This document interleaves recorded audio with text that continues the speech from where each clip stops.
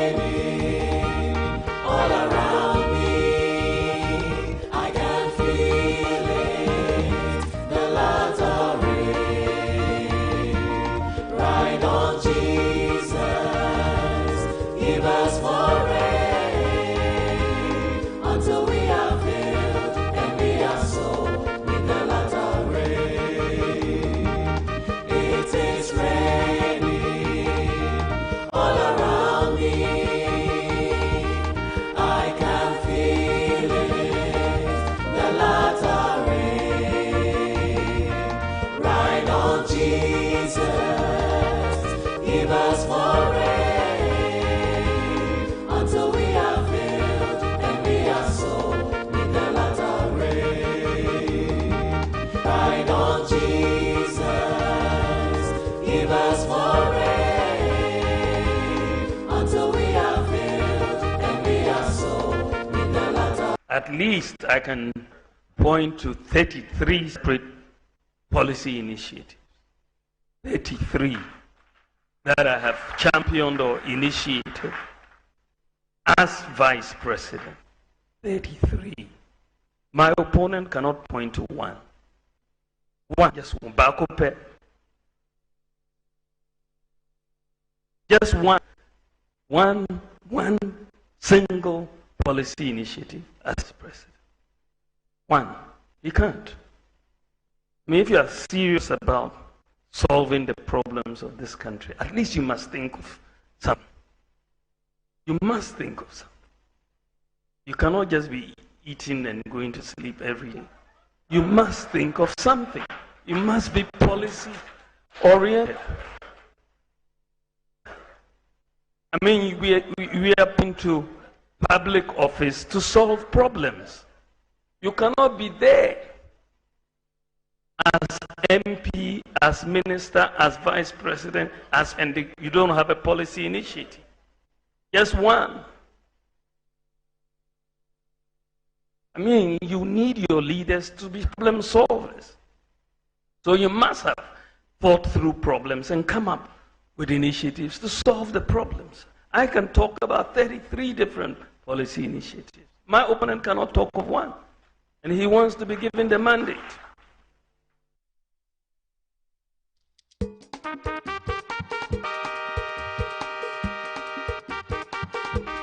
It is raining all around me. I can feel it, the lads are rain. Ride on Jesus, give us more rain until we are filled and we are sold with the latter rain. It is raining all around me. I can feel it, the latter rain. Ride on Jesus, give us more rain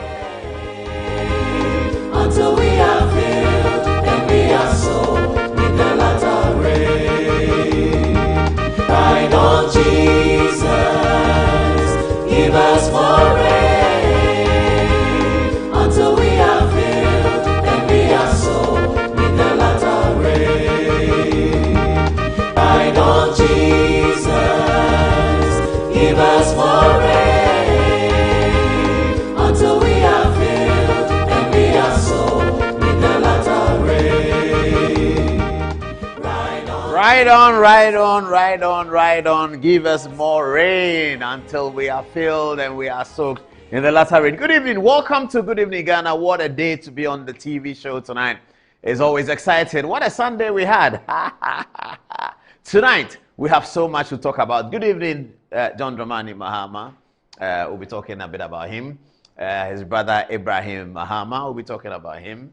Chief Azuri, who has finally, the chickens have come home to roost, and now he understands that Akachu journalism only makes you render an apology one too many in 6 weeks for reckless journalism. We'll come to that.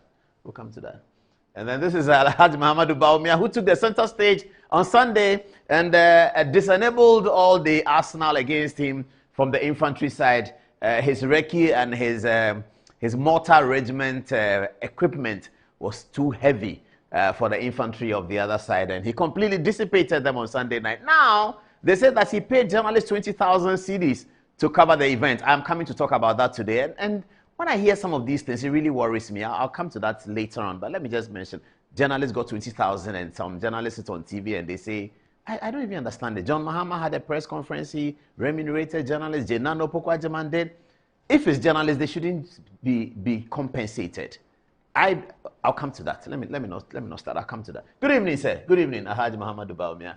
And who is this, by the way? The man who went to the press conference instead of asking a question and they said he did what? We'll deal with that as well tonight. All of this and a complete interview with Stephen Atubiga as well. All of it on the show tonight. Let's begin though with what people are saying about the flyer. Tonight, we picked some from Twitter as well. Twitter people had quite a bit to say about the flyer. So we put up this flyer and said that Manasseh Azure Awunis thought he was doing Akufo-Addo. Now, he has had to issue 2 public apologies in 6 weeks. One for reckless comments against Napo, and one for gross and horrendous irresponsible journalism against Ibrahim Mahama. An editorial that we are going to title, When the News Thief No Longer Has a Camera. When the news thief no longer has a camera, what kind of journalism does he do? He does journalism that is unintellectual, reckless, irresponsible, and it always gets him into trouble. Because when he had a camera, he will film you when you are not aware. He will film you when you are not looking. He'll record you when you're not aware. And then he'll tell you that I catch you. And then he'll publish and say that he didn't know that there was a hidden camera in the room. And he told me that. But now, because he's a news thief, nobody allows him into the office. No one. So he has no camera. Now he has to look at the document and deal with it. And what happens? Recklessness, irresponsible journalism. The fundamental issue of journalism, verification, is completely lost on them. Just verification. They don't have it. We'll have a lot to say about that today. But let's see what people said about the flyer. On Facebook, Walker GH says, how does this reduce the dollar rate? Well, it doesn't reduce the dollar rate, and the dollar rate is 16, and we are all concerned about it. Baba Chairman Tamale says, Walker GH, but it will enlighten people like you. Otherwise, why are you on this platform and following keenly? Hey, Baba Chairman Tamale is responding to Walker GH anyway. Michael White says, Walker GH, and how does what Manasseh doing also bring down the dollar? Ah, okay, that's interesting. Osebo Teresa says, Walker GH got quite a bit of trend. Walker GH, you think governance is about dollars only? Go to my village and go talk dollars. Okay, let's go on. Laurel Matt says that, Paul, whatever is the case, I am addicted to your program because of your enlightenment. Without much I say, you deserve nothing but good health and long life. Thank you, Laurel. Very, very interesting. General Coleman says that, Apostle Paul, your beautiful analysis enriches our understanding of news. Your art of storytelling is inspiring, insightful, educative, and entertaining. This makes we, the consumers, crave for your show. As for Manasseh, he is on the hot seat tonight, and I can't wait. Okay, John Manchakwete says that when the news thief loses their camera, I guess it's time for them to invest in a good pair of binoculars. Time to report from the bushes. Hey, that's an interesting one, Akwete. Okay, Charles Jatton says that this is where people who have been embarrassed by MPP government come for emotional healing. The other shows disgust them because of the many complaints of hardship. So they look for a man whose bread is buttered from the government to abuse them intellectually whilst making them think sense is made. Hey, Charles Jatton, whilst making them think sense is made. Charles, what is whilst making them think sense is made? What do you mean, Charles? Anyway, James Appiah, Charles Jatton, but you always want to watch with us. But that's the point, you see. That's the point. They're always watching, and then they're always saying they come and steal to learn because they can't learn from those places. So they come and learn from here, and then they will abuse the program as well. No problem. Ours is to entertain all and sundry. Anyway, and to educate all and sundry, and to inform all and sundry. AK Sapon, Marshall says, Charles, he doesn't make sense, but you are here making an opinion on a senseless post. Well, Charles, so your chickens have come home to roost. You know, the general public are concerned about your utterances. Another person says, Baba Chairman again says, Charles, so why are you on this platform per your own logic? Only people who are embarrassed by the MPP are here. NDC and their shallowness. Okay, that's what he says. Michael Pendy also writes to Charles. And now, this is from Moro Nabi. Says, Paul Adumoche, can you please move on and allow Manasseh to do his work? Same as you and some Ghanaians have issues with the modus operandi of Manasseh's work. Some people also don't like how you run your program.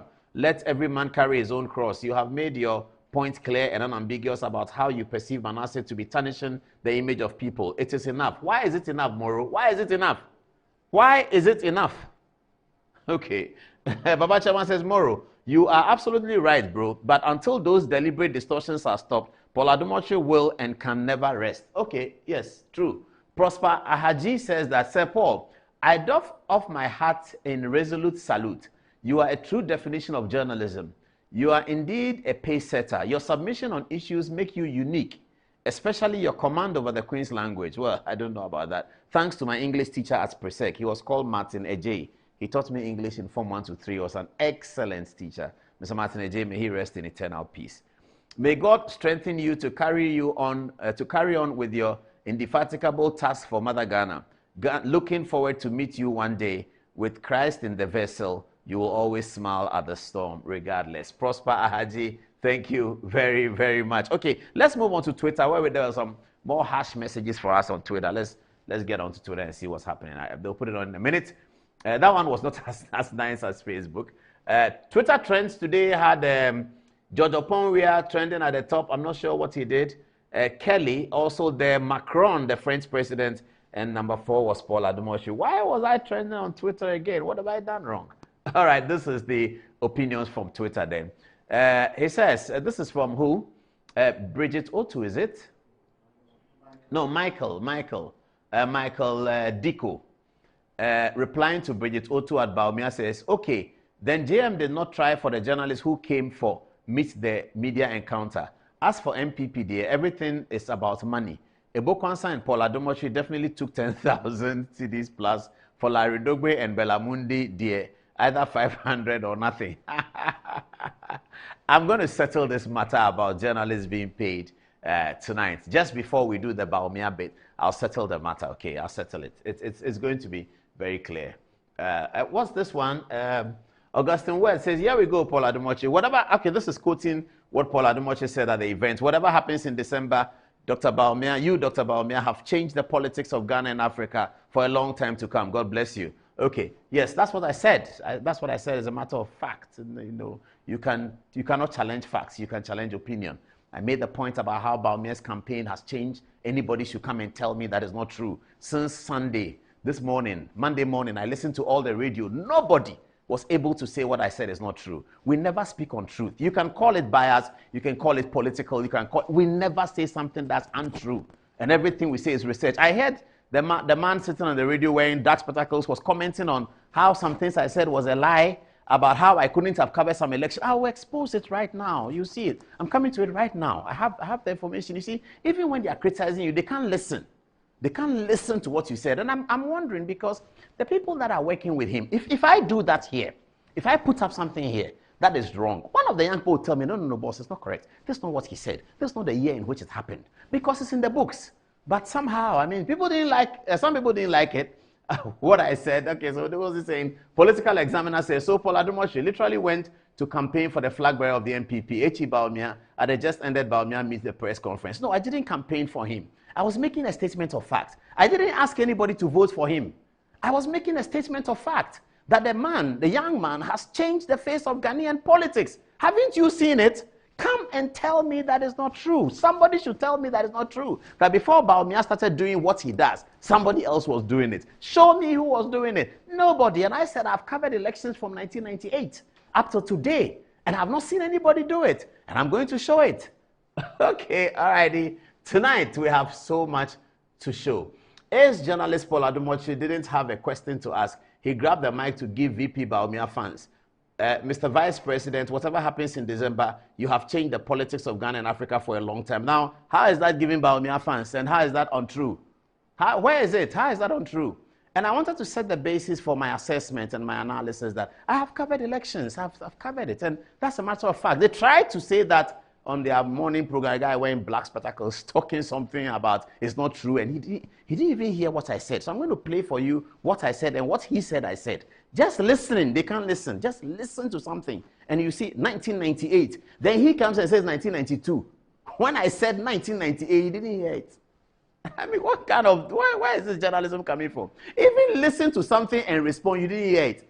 When I said 2001, he said 1991.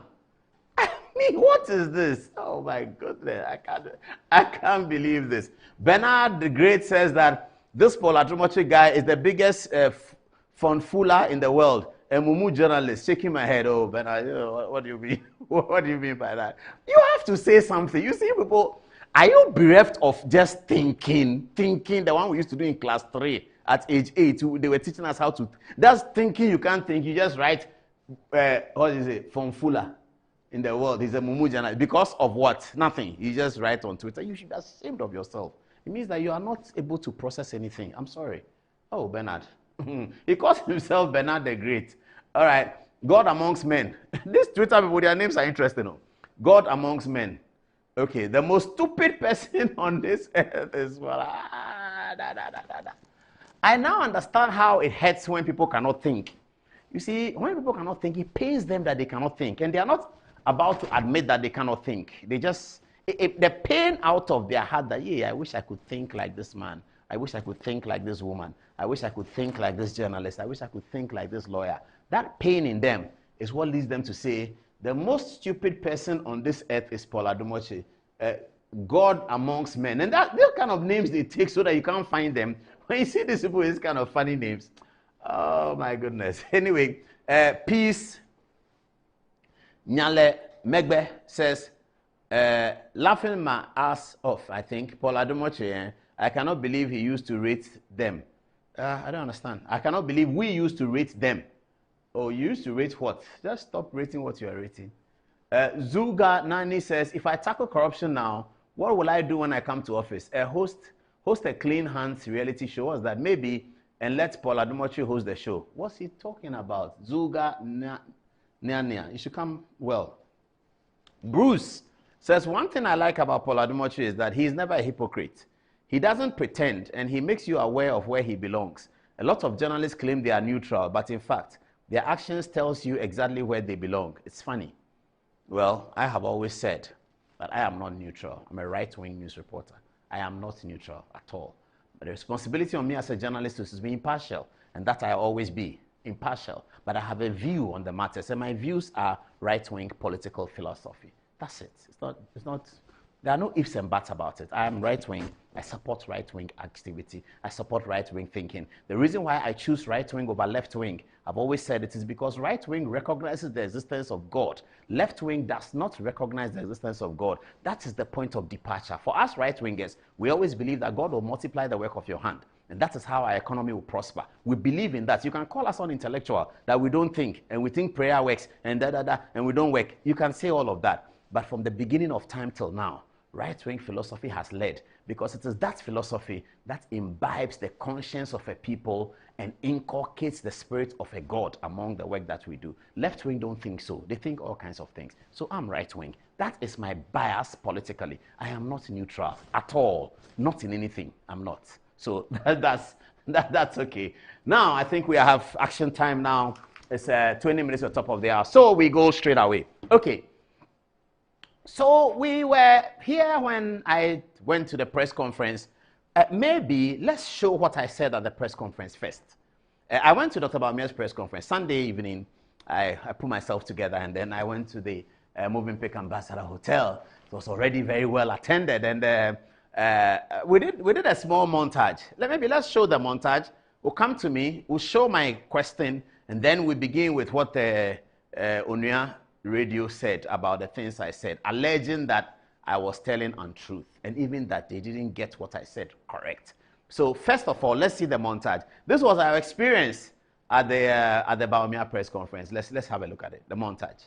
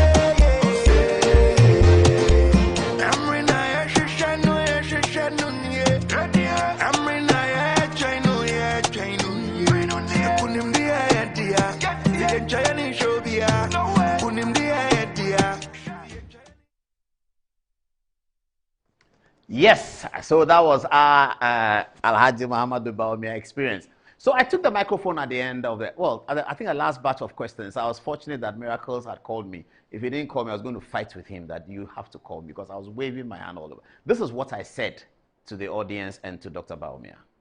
Mr. Vice President, I covered the NPP presidential primaries in 1998.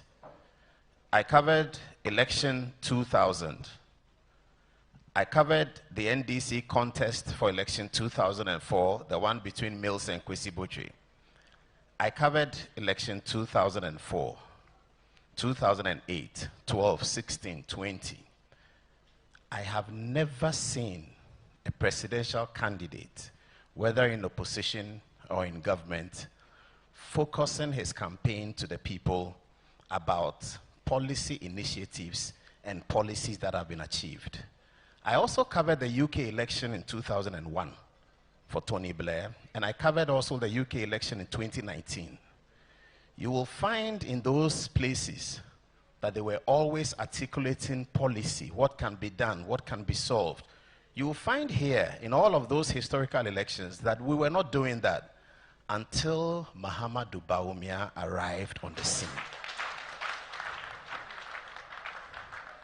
Mr. Vice President, whatever happens in December, you have changed the politics of Ghana and Africa for a long time to come. I have nothing more useful to add except that God bless you. Thank you, Paul. God bless you. God bless you too. God bless Alhaji Bawumia. God bless Alhaji Bawumia. Now they should tell me that what I said is untrue. I mean, I'm waiting for it. What did I say that's untrue?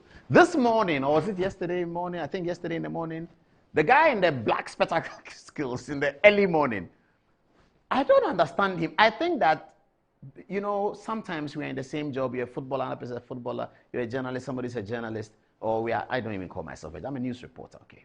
News reporter. And I do news reports. So I go to Bawumia's event, I report. I've been doing that for a long time. I've done it for Radio Gold, I've done it for Joy FM, I've done it for Choice FM, I've done it for City FM, I've done it for Metro TV, reporting news and creating documentaries about news. That's what I do.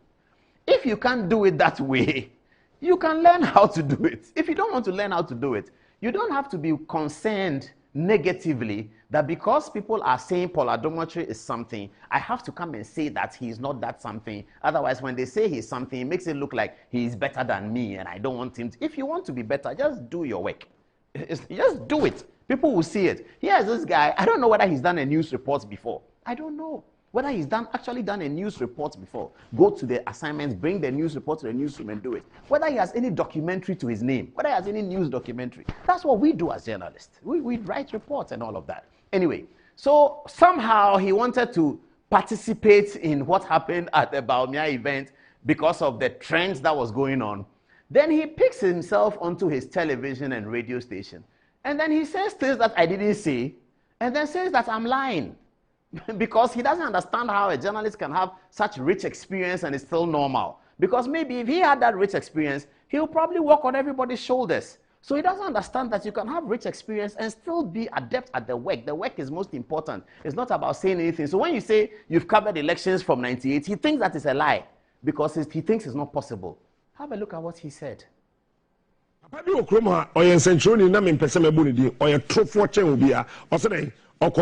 elections time now 1991 UK 42 abano wedi mfie sen se o mfie sen cause was only 50 it take 1991 92 93 94 95 96 1991 ko abesi nne how many years but you calculation mami. When you follow a liar you become a liar. Principle of 2. 1991 ABC 2024 33 years for much is only 50. Now 33 years you know, when you take it if you emphasize for much is 50 33 years what is 33 50 mukura akase what is 30 50 more akase 20 we 3 film aka 17 Papa so catch am say or starting Metro TV no 17 years. You see, when you follow a liar, the principle of 2, you become a liar. When you follow a corrupt person, you become corrupt. You see, it's a penifo baby obese chebe yonko na me nche usumai. That guy is a liar.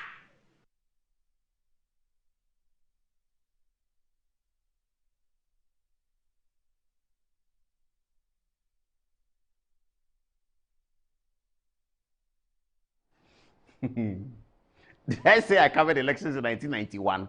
I mean, a very cursory appreciation will show you that there was no election in UK in 1991. What is wrong with him? There was no election in UK in 1991. I'll show you what I said. I said 2001 and I mentioned Tony Blair. There was no Tony Blair in 1991. 1991, British Prime Minister was Margaret Thatcher. There was no election in 1991. There was an election in UK in 1992. It was won by John Major. Tell him that there was no election in just a Google would have showed him that there was no election in UK in 1991. And I didn't say 1991. I said 2001. And I mentioned Tony Blair. Just even listening, they can't listen. Just listen to it, he can't listen. And then he says, what? It's a lie? This is the photograph. It's here. Please, play my address, my shots at the Bawumia thing. What did I say? 1 for Tony. I also covered the UK election in 2001 for Tony Blair, and I covered also the UK election in 2019. You will find in those places that they were always articulating policy, what can be done, what can be solved.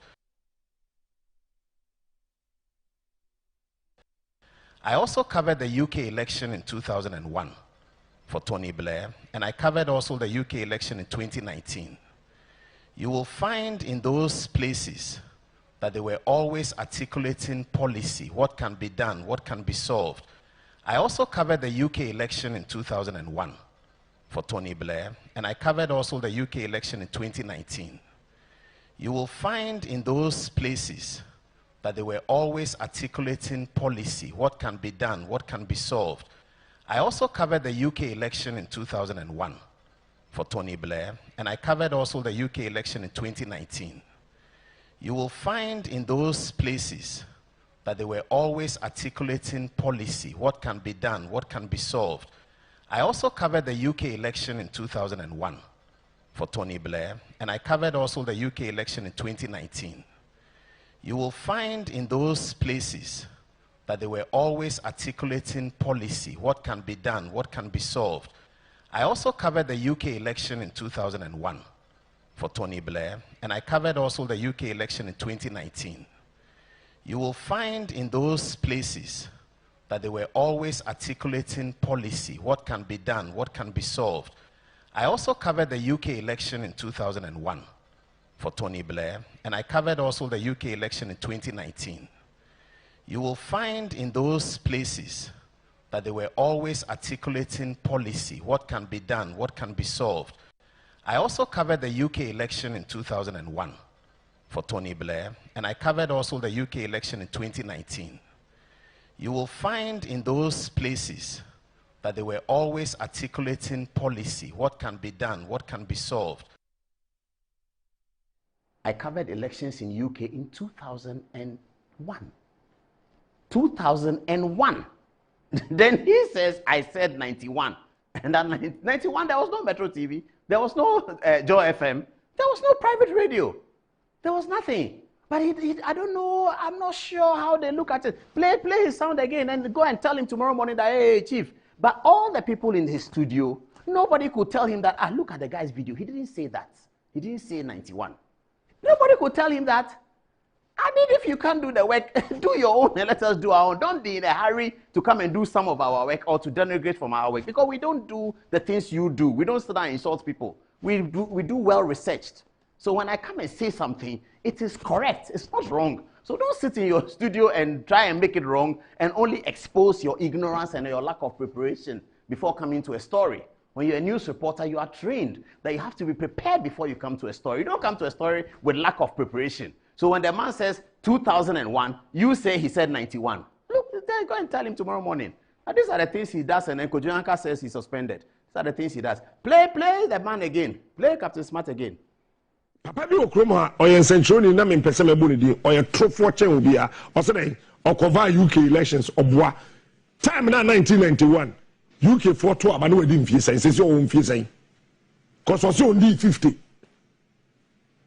it take 1991 92 93 94 95 96 1991 ko abesi nne how many years but you calculation mami.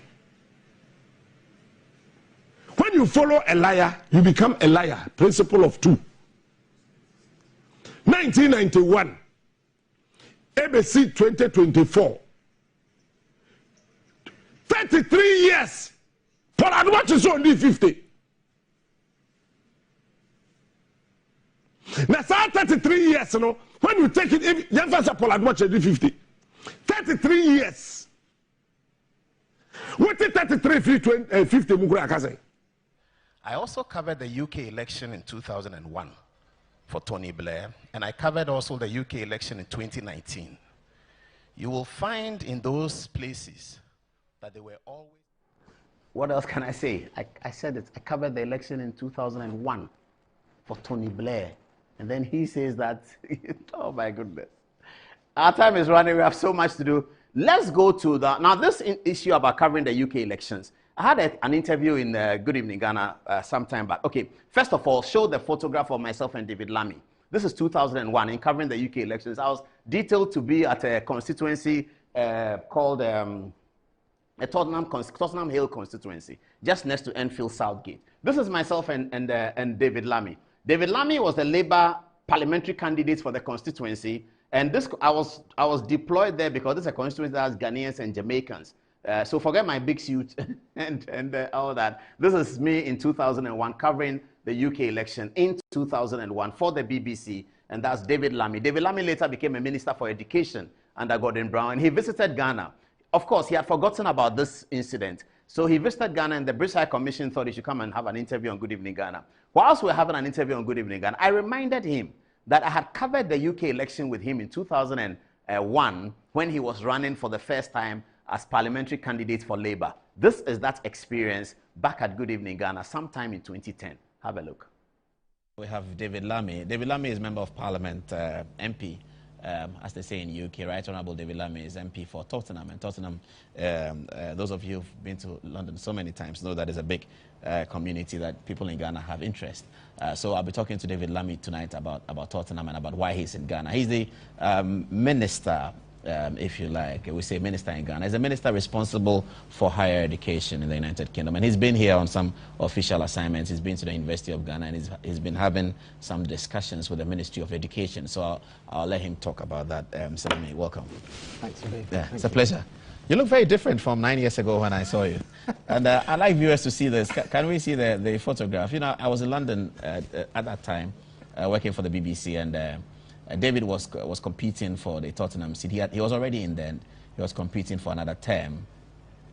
And I encountered him, so we had a discussion. Well, the scan should be coming up now, the photographs of David and I. Can you put it on as soon as you can, please?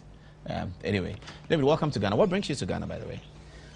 Well, you're right. Things have changed. Okay, that's it. So it's on your left is Paul Adumochiri, and on your right is David Lammy, MP Tottenham. Wow. I was picking an interview with him. There you see it again. David and I, back in the day. Well, he was higher than I am, and he's still higher, actually. He's in the Commons. So that's David Lammy. He's done very well. He's represented black people effectively. If you look at his website, you see what he's doing for the community, for football people, for schools, and he has a passion for higher education. He had a passion for culture. He did a lot with culture under Tony Blair's administration. So that's David Lammy and I back in the day. It's good to see you again. Thank you so much. Excellent. Great to be here. What are you doing in Ghana? Well, I'm in Ghana because Ghana is such an important country. It's an important country, of course, in relation to Tottenham. And I'm so grateful. So please, tomorrow morning, tell Opana that I really did cover the elections in UK in 2001. And in Ghana, I didn't say 1992. I said 1998, the MPP contest. And I've covered 98 election in MPP, 2000, the national election, 2001, the UK election, 2002, the internal NDC contest, 2004, the presidential election, 2010, the contest between Professor Mills, Spielgaber, and Ediana, and Akufo-Addo, and Alan Martin, 2012 election, 2016, 20 now, and then 24 coming. I have never seen an African politician that articulated policy until Mahamadou Bawumia came. And whatever happens in December, God will bless Mahamadou Bawumia because he has given us a standard for the young people to hold the politicians of tomorrow onto a standard. That's the standard. And that's the kind of journalism they do. See this our friend here. He's there and the West African Media Foundation.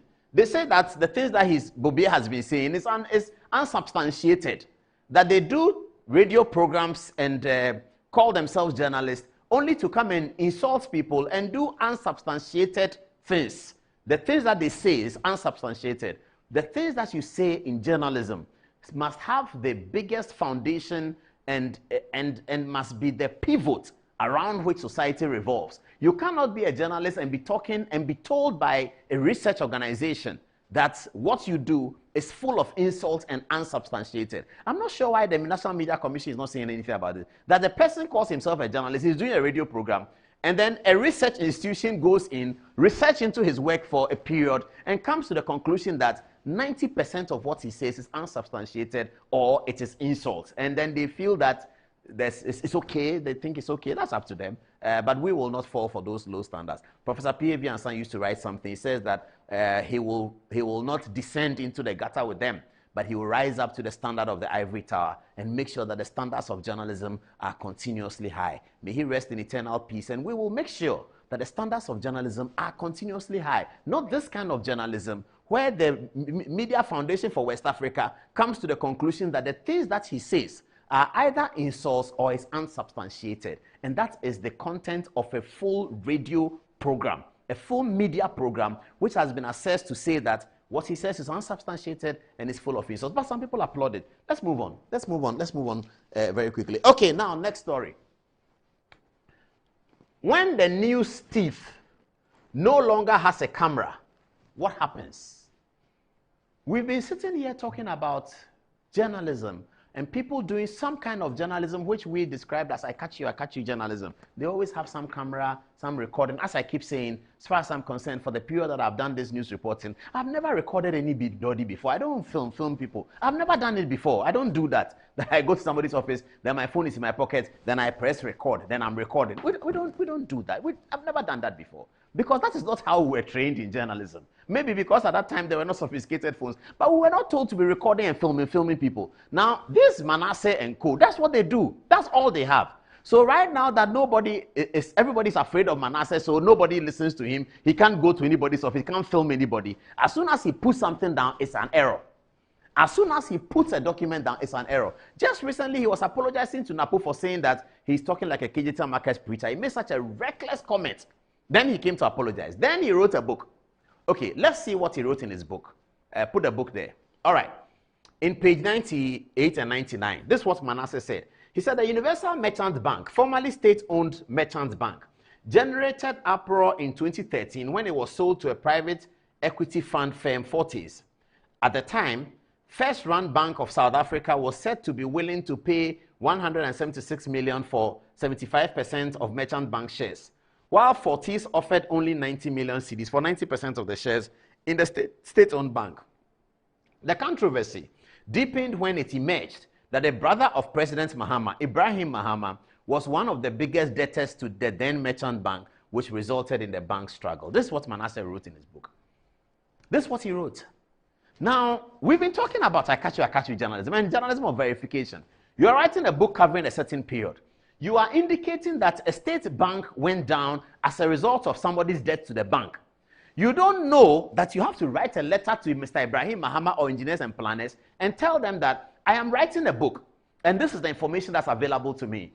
If you have anything to the contrary, please let me know. Otherwise, I am publishing what is available to me.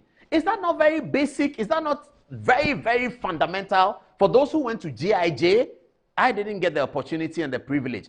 But for those who went to GIJ, were you not told that verification is the most fundamental thing about journalism?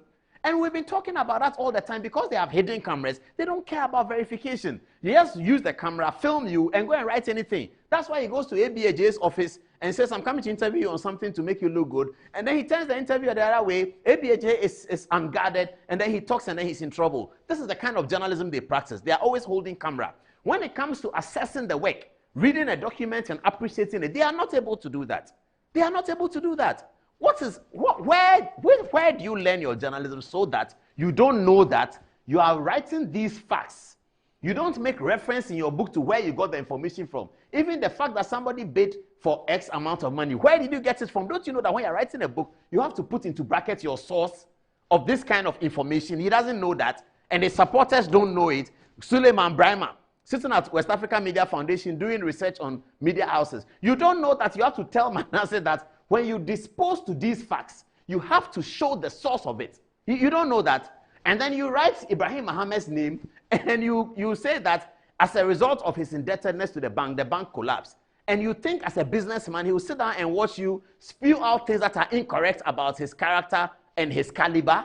I don't even understand it. And they call themselves the investigative journalists. He can't even verify facts. Now, what is the more difficult problem? What's the most laughable thing? He thought he was doing this against Akufo-Addo.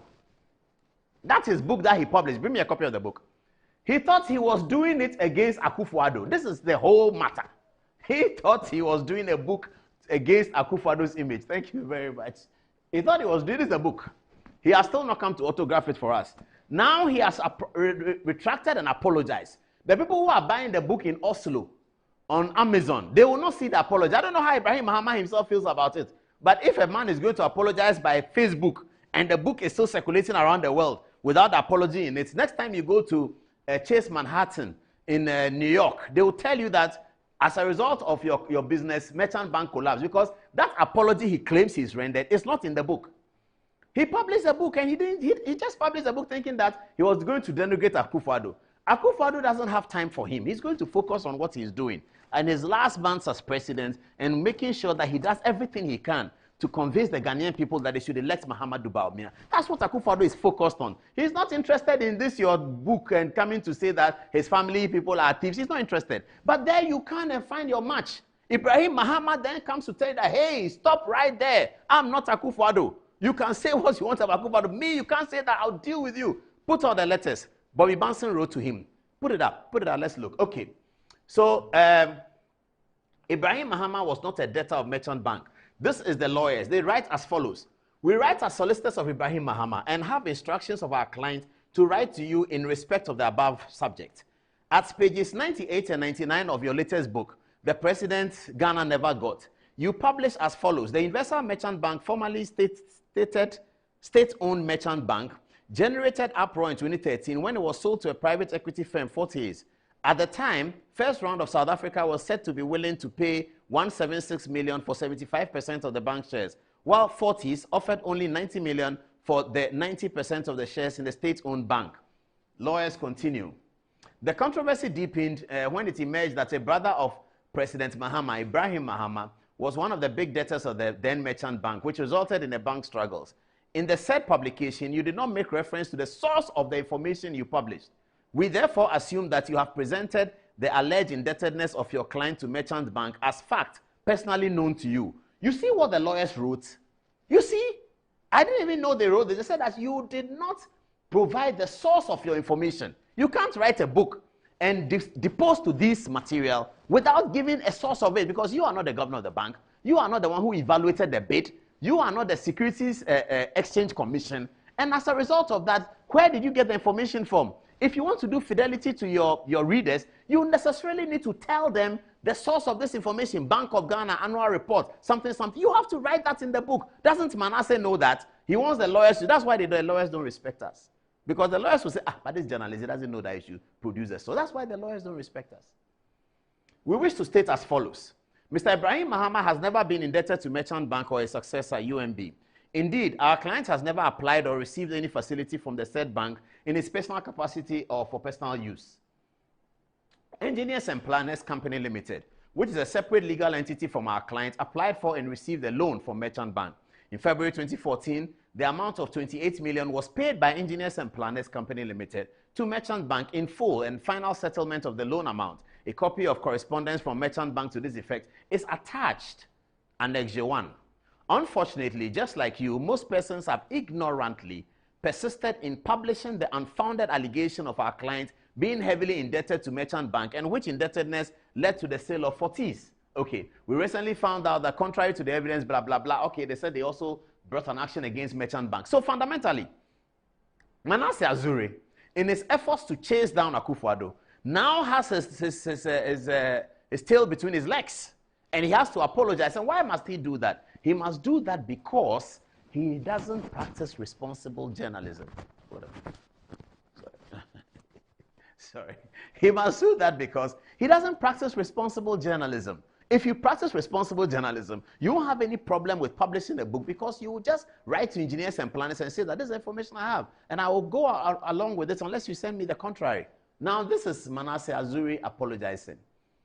Businessman Ibrahim Mahama has, okay, says the Universal Merchant Bank, formerly state-owned bank, generated uproar. No. Where is the, is that the apology? Okay. In my latest book, so this is apology. In my latest book, The President Ghana Never Got, I discussed the banking crisis under Akufo-Addo administration and how some banks were saved from the collapse. In providing a background to the Universal Merchant Bank and the circumstances under which its new owners acquired it in 2013, I mentioned the controversy that arose when it emerged that one of the debtors of the erstwhile Merchant Bank was Ibrahim Mahama. In fact, the fact is that the 28 million debt I referenced was owned by his company, Engineers and Planners, the legal entity, and not Ibrahim Mahama personally. Consequently, I retract the said reference to Ibrahim Mahama as the debtor and apologize for any adverse effect that may have been occasioned by the said publication. It was a genuine oversight, which I am taking immediate steps to correct in the online version of the book and in subsequent reprints. Manasseh Azure.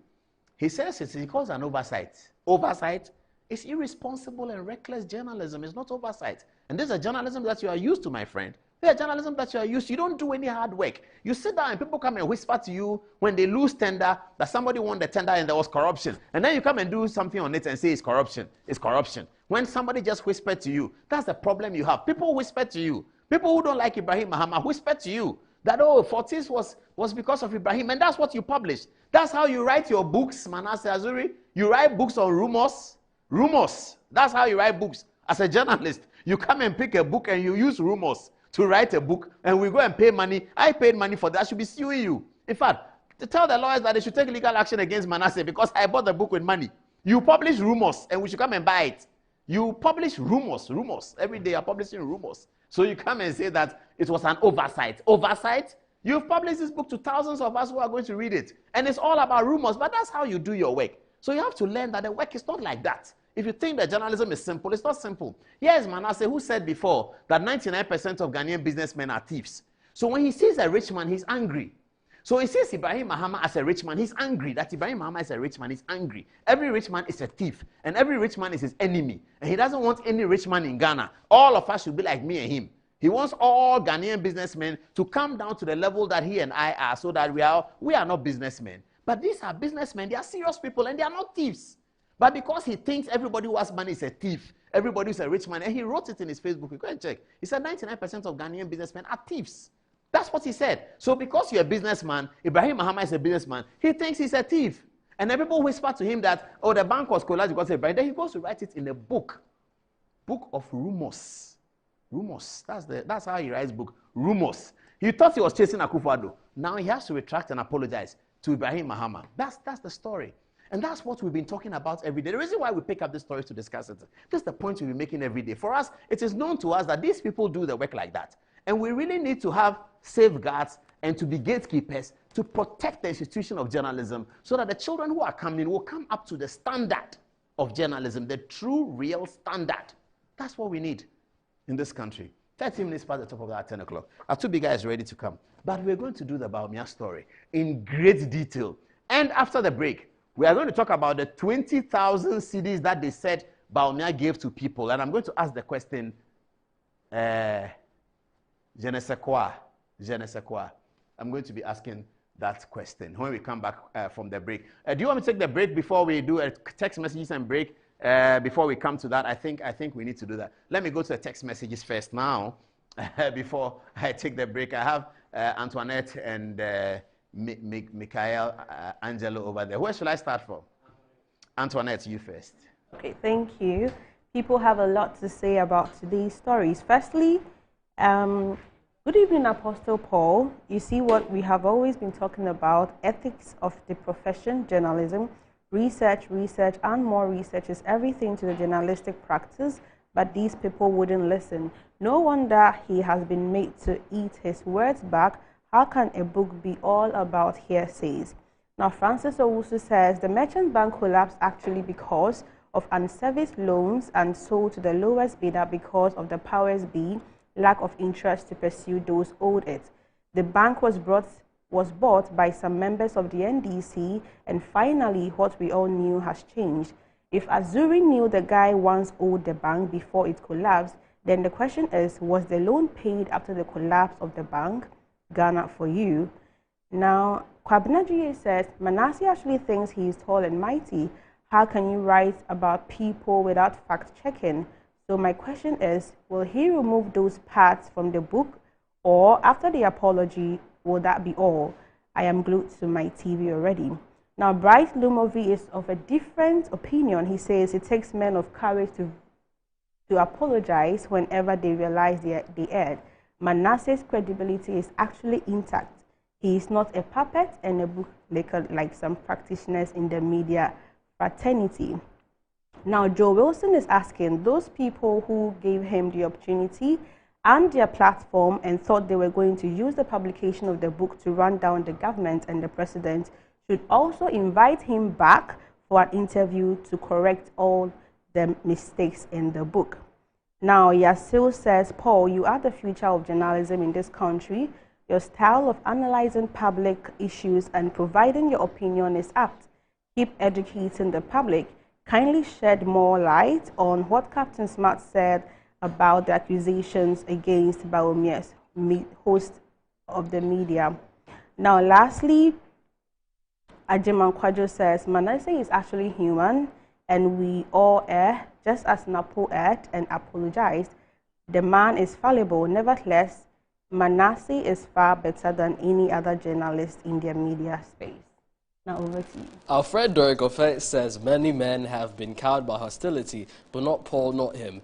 Ever the sui generis among the masses, hate him if you may, but you cannot dispute nor disacknowledge the bravery and honesty of his convictions. He continues saying, for as long as I've watched him, he's always expressed a deep appreciation for the politics of Dr. Bawumia. It is only fitting that he waxes lyrical about the man in his presence. As far as political journalism is concerned, no one has seen more and none has covered more, so take it from the one who knows. He says, ladies and gentlemen, the mighty Paul Ademontri. This is Derek saying some complimentary words. We have Nera Live saying, hi Paul, why worry yourself? The man said if you follow a liar, you will become a liar.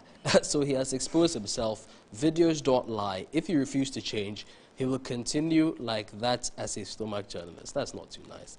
Albert says, please stop exposing Captain Smart. I'm feeling very sorry for him right now. This is what we call evidence-based expose. We have Kojo Opoku from New York saying, Paul, Captain Smart also said every journalist who attended Bawumia's presser was given 20,000 cedis. Please debunk that as well. Ben Crystal watching us from Kumasi says, Paul, please host Samuel Atamensa one of these days as you hosted Black Rasta. We'll look into that and see about that. He again says, the Captain Smart guy is really suffering from the pangs of hatred in his own heart for anything good. Paul, if they can't beat you, they should join you. Back to you. Okay, I'm going to deal with the 20,000, isn't it? Which camera should I take? All right. I'm going to deal with the 20,000, isn't it? It's what? It's approaching 20 minutes past 10 o'clock. I'm going to deal with the 20,000 thing. Don't worry, it's going to come big time. But I have to take a break. After the break, we're doing the 20,000, and I'm going to discuss it in some real detail. The whole conversation about journalists took money. Before I do that, before we come after the break and I deal with that one, let me ask you to ask Sami Jemfi, the NDC propaganda secretary. He should put his hand on his heart and tell us that when President Mahama held a press conference, he didn't give any journalists money. He should put his hand on his heart and tell us. And why is it journalists are always at the end of this? What is the point? I don't. My producer is signaling, don't say it. Let's take the break and come and we say it. Before we take the break, though, let's go back to the Kempiski Hotel. After that, we'll take the break. This is Kempiski with Dr. Bawumia's press conference. Mr. Vice President, I covered the NPP presidential primaries in 1998. I covered election 2000. I covered the NDC contest for election 2004, the one between Mills and Kwesi Botwe. I covered election 2004, 2008, 12, 16, 20.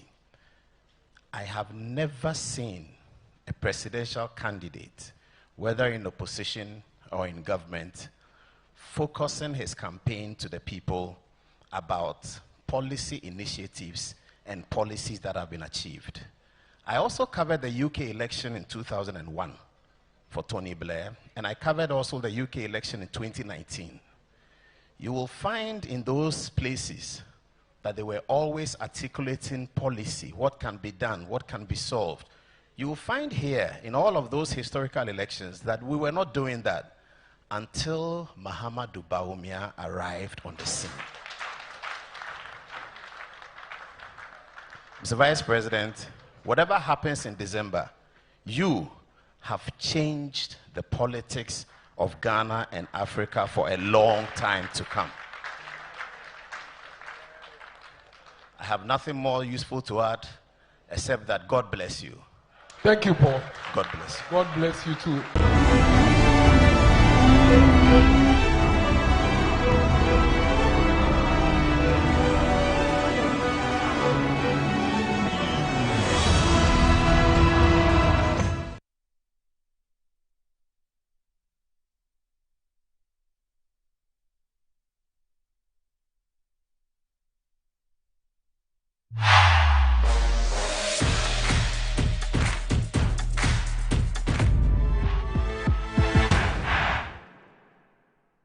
Experience the enhanced protection of Star Motor Third Party Extra from Star Assurance, an enhanced motor third party insurance policy that provides cover for loss or damage to your vehicle's windscreens, side mirrors, back glass, and other glass components. Whether it's a crack or major damage, you can drive with the assurance that your vehicle is well protected. Our commitment to you includes affordable coverage options and a claims process that is both fast and straightforward, so you spend less time dealing with paperwork and more time on the road. Also, we have proudly partnered with Hope for Little Lives, an organization dedicated to supporting children in need. By choosing Star Motor Third Party Extra, you're protecting your vehicle and making a positive impact. Every policy you buy helps bring joy and support to children in underserved communities. Reach out to us now on our toll-free numbers 0800-177-177 or 0302-245-906 to sign up. Let us help you drive with peace of mind and purpose. Star Motor Third Party Extra. Drive with confidence, give back with heart. Star Assurance, your solid partner.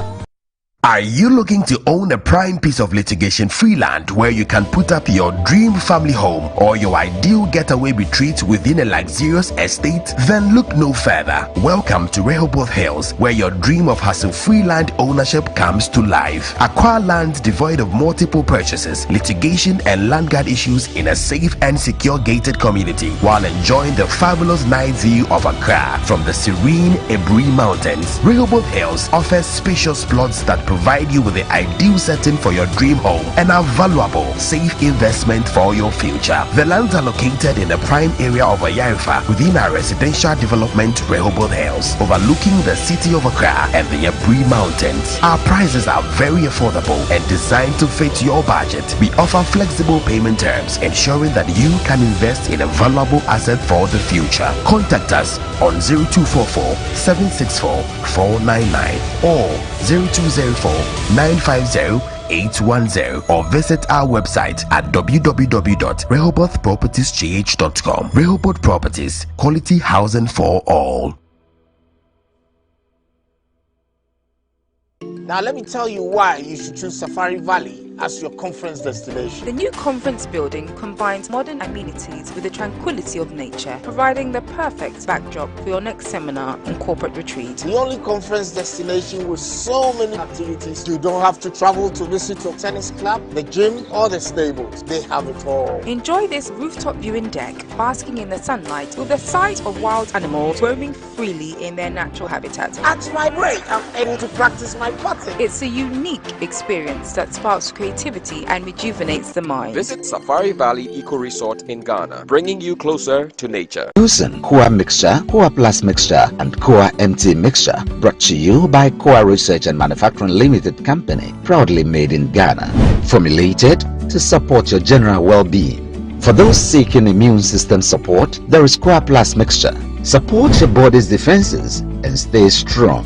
When it comes to combating malaria, Koa MT Mixture will aid your treatments. For effective relief from malaria symptoms, try Koa MT Mixture. Koa Mixture, Koa Plus Mixture, and Koa MT Mixture are not recommended for pregnant women, lactating mothers, and children under 12 years. Always take a malaria test before using Koa MT Mixture. Choose Koa Mixture, Koa Plus Mixture, and Koa MT Mixture for your health needs. Available now at pharmacies nationwide. For bulk purchases, contact 0244 726611 or 0591 565 778. This advert is Anti-cavity, gum protection, brighter teeth, and fresh breath. I'm a fair missy way. The patch of Bantama. Matias.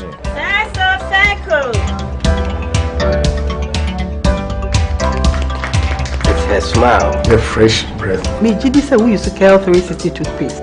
Some kind. Cal 360 toothpaste. Gaskia, Cal 360 toothpaste.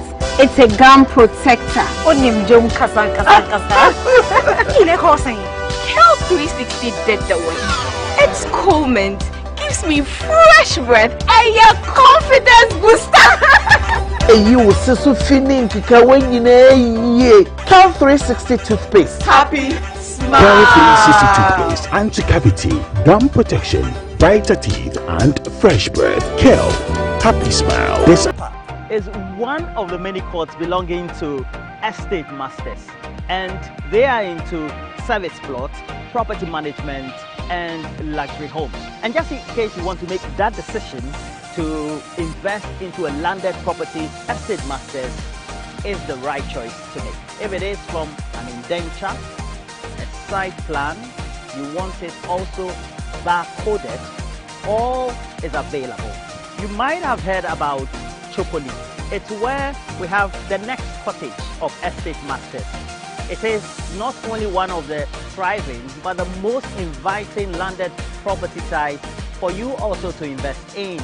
We encourage you, do invest in the next cottage at Chopoli. It is just close to the yet to be demarcated airport. That also will be a valuable property for you to invest in.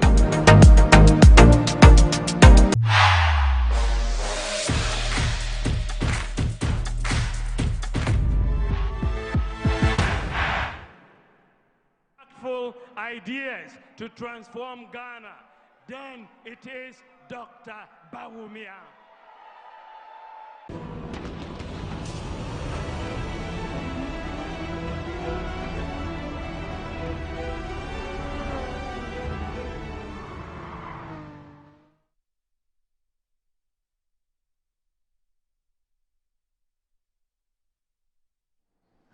Okay, welcome back to the show. It's now 10:30 and Stephen Atubiga is being prepared to come into the studio, and I don't know why my tie is showing crooked the whole day today like that. If you're sorry, let me just arrange it. My stylist is standing in front of me and saying, your tie, your tie, your tie, your tie. Alrighty. Thank you very much, viewers, for keeping with. Now, we're going to the most controversial topic that we're going to discuss today, while Stephen Atubiga takes his seat. After the Dr. Bawumia press conference, it's not just Dr. Bawumia, it was said after John Mahama's press conference, after Jenano Pokuajiman's press conference, it was said that Jenano Pokuajiman gave the lady journalist who came to see her 8,000 CDs. Somebody gave this and somebody gave that. And it's been discussed around for a while. And I feel that the journalists are being battered for doing nothing wrong. And it's the journalists who are doing that. The people who are talking like that, those who sit in the morning and wear black spectacles, are they saying, they have never attended an event and been compensated before? Are they saying that they even take money? Some of those people, they take money for immoral conduct. They take money to come and sit on radio to insult people. And they collect money that, give me money, let me go and insult Paul Adomachi. Give me money, let me go and insult Napo. Give me money, let me go and insult Akufo-Addo. Give me money, let me go and insult Bawumia. Give me money, let me go and insult Damboche. They do that. They do. All the time. Those people. And then they are concerned that a press conference has been delivered by the vice president and the presidential candidates for the NPP. And they say that journalists, when the journalists were paid 20,000, that's corruption. Let's get to the story. So, this is what we wrote. Journalists don't have to be paid to attend Bawumia's press conference, but they need to be sufficiently compensated, shouldn't they? And viewers, I ask you the question.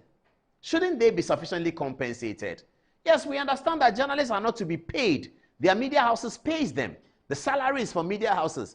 But they have to be compensated. I don't see the hula baloo about it. You are holding a press conference on a Sunday. The journalists who are married and have children, they are spending time with their family on a Sunday. The journalists who are not married, they are spending time with their girlfriend and boyfriend on a Sunday. They are watching football on a Sunday. They'll come to work on Monday. You asked them to come to Kempiski on Sunday, and we all think that they shouldn't be compensated. Some of the journalists came from outside Accra. Those who are coming from outside Accra, they should buy their own bus ticket and plane ticket to come from Tamale to Accra to cover Bawumia's press conference. What kind of hypocrisy is this? I do not understand it. What kind of hypocrisy is this? And why are we following after people who are not leading us astray? People who are not demonstrating any capacity to produce thinking. Those who are not demonstrating, they are demonstrating actually zero capacity to produce any thinking. All they know is insults. And why are we following them on this tangent? What is the point? That Bawumia gave journalists money and so something must come down, all hell must break loose. He's calling a press conference on a Sunday. He's inviting the journalists to come. It will be irresponsible of the Bawumia campaign to invite journalists to come from all over the country to come and sit at the moving pic, listen to him, produce the stories out of it, and compensate them for nothing. It will be irresponsible. It will be the height of irresponsibility on the Bawumia campaign. So as we say, journalists don't have to be paid to attend Bawumia's press conference, but they need to be sufficiently compensated. Journalists don't have to be paid to attend Bawumia's press conference, but they need to be sufficiently compensated. Shouldn't they? What's wrong with this? And that's the point I was making. Somebody should come and tell me that when the journalist came to John Mohammed's press conference, he didn't pay them anything. He didn't compensate them for anything. If he didn't, he's a very wicked man. And he's an irresponsible director of communication for a former president. That you call journalists to come to a press conference on a Sunday when they are not working. You want them to put the story together. Now you are doing it on Sunday because on Monday you are busy on your campaign. And you don't want to be in Accra on that day because you have a campaign schedule somewhere else. And so you call them to come on a Sunday, and it is reckless on the part of the politician or corruption on the part of the journalist to take the money. I do not even know what we are talking of hypocrisies in this country. What hypocrisy is that? What is the hypocrisy about? That people should come to press conference and they shouldn't be compensated. They shouldn't be paid, but they should be compensated because you are asking them to come and cover your story. When a journalist wakes up in the morning, he must have his own story to cover. The journalist has an editorial policy. They decide what they are covering. If you want them to come and cover your story, you have to compensate them for that. What are we doing? If they are doing that, here in Metro TV, when we invite people to come, we used to give them coupons in good times. We give them coupons because we have invited them to come. We are building from their expertise to build our Good Morning Ghana program. We are building from Kwesi Pratt's expertise and Kweku Bako's expertise for the Good Morning Ghana program. When Mr. Aruna was here, we give them coupon for petrol. We cannot pay them. We cannot pay for the expertise, but we can compensate them. Compensate. That's what we do to guests. Now, if you are sitting here somewhere and you want to use our platform to publish your story and you want us to come and cover your event, you think that you shouldn't compensate? And if a responsible person decides to compensate the journalist, we call it corruption. That Fourth Estate is doing investigative research on whether Bawumia paid journalists. They should go and correct their book and stop the reckless journalism they do. And don't go and check. When Mahama did it, they go and check it. When Mahama had a press conference, the Fourth Estate go and check whether journalists were paid. When Jenan Opoku-Agyeman took female journalists somewhere and gave them her policy and they publicized it, the Fourth Estate go and check whether Jenan Opoku-Agyeman gave the journalists money. Is it not out of grapevine that we heard that she gave them 8,000? What is the problem with giving them 8,000? Why should she be so irresponsible that journalists come to cover her policy statements and are going to publish her policy and she shouldn't compensate them in any way? They should go away because they are journalists. Why you think journalists are some people who don't have blood in them? They don't buy food, they don't go to the market, they don't buy car tire, they don't pay electricity bill. You think they don't do that?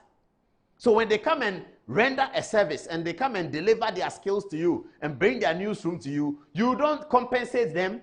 You can't pay them. It's not a salary, it's not pay. But you compensate because you compensate for their time. That's what it is. And you can decide how much the money should be, whether it's 10,000, whether it's... If I were a communication director for Bawumia, I will give each journalist 10,000. And then I will give the radio platforms where I expect them to discuss the matter in detail, morning shows and all those people, I'll give the platforms 20,000. Then I will give the cameramen who come with them, because you see, there's a news reporter, and then there's a cameraman, there's a soundman, there's a lightman. So when you tell me that you are TV3, I ask you, where is the news reporter? How many other people do you have? The other people they have, I'll give everybody 5,000. Where will I get the money from? The people who are sponsoring my campaign in America. When you hear that Kamala Harris is raising $70 million for her campaign, what do you think it's for? It is fundamentally for foot soldiers and media. That's the two reasons why they raise money in America. To compensate the foot soldiers, they call them volunteers. To compensate the volunteers by getting them buses, small snacks, for them to go and knock on people's doors. That's what the money is for. The rest of the money is going to media. They are paying CNN for airtime. They are paying Fox News for airtime. They are paying ABC for airtime. That's why Kamala Harris must go on the market in the greatest democracy in the world to raise millions of dollars to finance her campaign. That's the greatest democracy in the world. So the question is, where is the candidate going to get the money from? He must go and raise money. How will he be able to raise money if people have confidence in his policy They will facilitate his campaign with money. That's the money that he uses to do those things. Nothing to do with stolen money or corruption. The greatest democracy in the world, in America, they are raising money. Donald Trump said he spent $1 billion on the 2016 election of his own money. What was the money for? To pay the foot soldiers and to pay media and to pay his staff. Some of the staff are on salary. Why are we hypocrites? What is the hypocrisy about? Journalists were paid 20,000, so all else will break loose. So that's corruption. 20,000 and 10,000 and 5,000 for journalists who had come from Kumasi, Atebubu, Saboba, Tripoli, Wa, Bogatanga, Inche in the western region, and Nomabu in the central region. They were coming from Zelukope, they were coming from Adudome, they were coming from all of those places to the Kempinski moving pic to cover Bawumia's press conference. And Bawumia's campaign should be so insensitive that somebody comes from Zelukope, Sugakope, Adudome to come and cover your press conference, and they should go back to Adudome. What is, when I heard the story, I was wondering that, so we won't find one person on the morning shows to articulate the position that this is nothing to do with pay, and that it is to compensate them. Look at Samson Ladi. Look at Samson Ladi Ayinini. Senior man like that. He was sitting in the press conference. If you had been monitoring Joy FM, Samson Ladi had been on Joy FM that afternoon doing his law program. That's why he was in suit. That's his apparel for the law program he does on Joy TV. He had finished the law program at about 3 o'clock, 4 o'clock. He was to go home. And then he will wait because Bawumia said he's starting at 5. So he will wait and then come to the place. His wife was expecting him at home. So he comes to sit down and then he listens to you so that he can think about it. And when he's on news file, he knows what you said and what your opponent said so that he can inform his viewers. Then you won't compensate him. He should come to this thing, moving pay, and go home. Why are we afraid of money? What's the point? Why are we journalists afraid of money? Why? What's the issue? Please, let's stop that. Let's stop that. If you deliver high standards, you know that you get high standards. You're not worried about money. And when people owe you as a journalist, yes, they owe you. If you have deployed your service and skill to any institution as a journalist, they owe you. And you shouldn't be afraid to say that they owe you. And they do. They have to pay. What is wrong with that? Let's stop the hypocrisy and let's not be fooled by people who are looking for instant sensation. They don't have a story. They can't think about a story. They can't do a news report. So every day they are talking about things that they think will incense people. And then they come and say that journalists to 20,000. So what should we do? So what? Journalists don't have to be paid to attend Bawumia's press conference. But they need to be sufficiently compensated. End of the story. Let's get to the Bawumia issues 1, 2, and then we go to Stephen Atubiga, who has taken his seat. Now, my favorite part of the conversation was Umaru Sanda Amadu, my friend from City. What did Umaru Sanda say? Umaru Sanda came and asked an interesting question. He said that Dr. Bawumia was talking about economy. Now he's talking about digitalization. And his opponents are saying that he's been browbeaten from the economy, so he's run away to talk about the digitalization. Quite a reasonable question that many people had in their mind in terms of how Bawumia respond to it. Let's see Umaru Sando's question and Bawumia's answer. Let's have a look. Critics, mostly the NDC, they say that the economy has overused, so you run away to digitalization. What is your response to such a criticism? Thank you so much. I think digitalization has gone over them. You know, they know, it's very strange, you know, that the people cannot see the nexus between digitalization and the economy. It just doesn't make sense. You know, when I spent a year at Oxford University in 2009 as a researcher in the economics department, I wrote a book on monetary policy and financial sector reform. And I made a point in the book, this was in 2010, this is 14 years ago, before I became vice president. I made the point that Africa needs to go digital because the global economy is going digital. And if countries stay behind, they will miss out on the fourth industrial revolution as we missed out on the other revolutions. And there's a good reason, because the digitalization allows us to formalize our economy.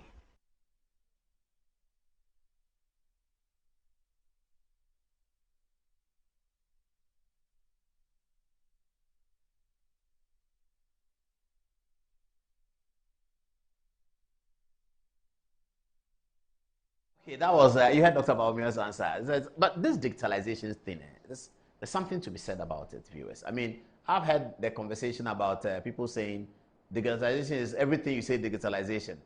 We don't have food, you say digitalization. Price of petrol is high, you say digitalization. Everything you say digitalization. But viewers, you see, identification management systems is the beginning and end of every country in the world. The difference between us who live here and the person who lives in East London, the difference in our lifestyle are a few things. One, the person who lives in East London can go to the bank and ask for a small loan when he's broke, and the bank will be able to give to him. The Ghana person cannot go to a bank and ask for a small loan. Do you know why the Ghana, they can't give you the loan? They can't give you the loan because we do not have strong identification management systems here. So the person in East London, when he goes to the bank, they know him. Once he puts his Ghana card, they know him, they know where he lives, they know his mobile money, they know how much money he made last month. They can see a trend in his mobile money. They know his salary. They know where he works. So when he says he wants 20,000 cedis for a small loan, they can tell him that, oh, we can actually give you 30 based on your ratings, or we can give you 15 based on your ratings. They can't do that here because we don't have identification management systems. Our identification management system is not as good. And so digitalization to give us Ghana card, so that every Ghanaian, where you are, once you put your Ghana card down, they can tell everything about you. They can tell whether you have a land at Aboba, whether you have a land at Pantan, whether you have land at Oyarifa, whether you have land at Doyumu, whether you have land at Oyarifa, all those places. They can tell. But before the digitalization, you go to the bank, you're just standing in front of the person looking at you. He doesn't have any information about you. So when we say that digitalization is a sine qua non for our development, that's what it means. The sine qua non, which is the most essential thing we need for development, is that digitalization. And we have to be grateful to President Kufuor, who first identified it. And when he became president, he found out that in all his development conversation with development partners, identification management systems was key. And therefore, he decided to introduce the ID card system. No one could complete it until Alhaji Bahamadu Bawumia and Nana Addo Dankwa Akufo-Addo came into the saddle. That's when it was completed. And that is the beginning of our equalization with Western countries, Western democracy, Western systems, and how it works. That's why you can travel with the Ghana card from here to South Africa. When Bawumia started talking about it, they were laughing at him. Now they've seen that it's possible. And they are not coming back to say that, oh, when Dr. Bawumia said that you can travel with Ghana card, he was right. They are dodging the question. They said it was wrong. They made videos to laugh at him. Now Collins Dowda, appearing in a high court, was told the court that he had been to South Africa with the Ghana card. He's a member of the NDC in Parliament. And the NDC are not coming back to come and give Dr. Bawumia his stone, that you were right about the Ghana card. They have just quieted away and petered out. That's what they do. Dishonesty. You said the man was lying. Now the man has come to show it, like what has happened this evening. The man said, I covered the election in 1991. I have proved that I didn't say that, and I have proved that he was lying. I can assure you, subsequently, he won't talk about it anymore. He won't come and say that, I'm sorry, yesterday I was wrong. They don't do that. They don't know how to do that. They are shameless people. And we don't have to deal with them at the high echelons of our political situation. We cannot do that. We cannot give the politics of this country, including the young people and the unborn children, to people who are, one, shameless, to people who are, two, they don't have policy, to people who are, three, they cannot generate original thinking, and to people, four, who cannot develop policy lines. We cannot give them the country. People cannot. If we do that, we are sinking our country. If we do that out of hatred or out of whatever we want to do, we are sinking our country. And we saw it happen in 2009, didn't we? Anyway, let me get to text messages. What are people saying? And then I start the Atubiga interview. I start with Antoinette again. Antoinette, what are they saying? Right. So Frankuma seems to be concerned about the amount of money and not the fact that they were paid. He says the government is owing NAPCO and National Service people, and he's sharing 20,000, and you think this shouldn't be worried about because you're forgetting what you have been taught in school. Why should the government owe people and pay journalists 20,000 Ghana cedis for a media press? Now, Yakubu says the shouting actually doesn't deny the fact that the journalists were actually bribed. Kibuatin says, when the president and the vice use Air Force 1 and 2 for campaign purposes, they actually do have to pay for it out of their campaign funds and not the government's money. Now, John Yao says, I compensated my journalists for my presser on flood issues in my electoral area as assemblyman last year in Oti region, so it is a thing for journalists to be compensated. Friends Chicken says, actually, it's not about the payment, but we are more concerned about the amount involved. Kofi Nat says, how much did Captain Smart actually collect when he was at John Mahama's media encounter? Maybe we should start from there. Nomo Dollar says, in my opinion, Paul, there is actually nothing wrong with journalists being paid and for the journalists also collecting the money. The candidate wanted to project his campaign message for his own votes, and if he thinks he wants to encourage attendance of the journalists, there is actually nothing wrong. Who should actually come and do your thing for you on an empty stomach? Ms. Jerry says, like Kofi Bentil said, if we will make a mistake in this election, let us make a mistake going forward and not a mistake by going backwards. Ghana does not need a reset. We need an upgrade. We can't reset Ghana back to cash and carry health system. We can't reset Ghana to pay as you go SHS.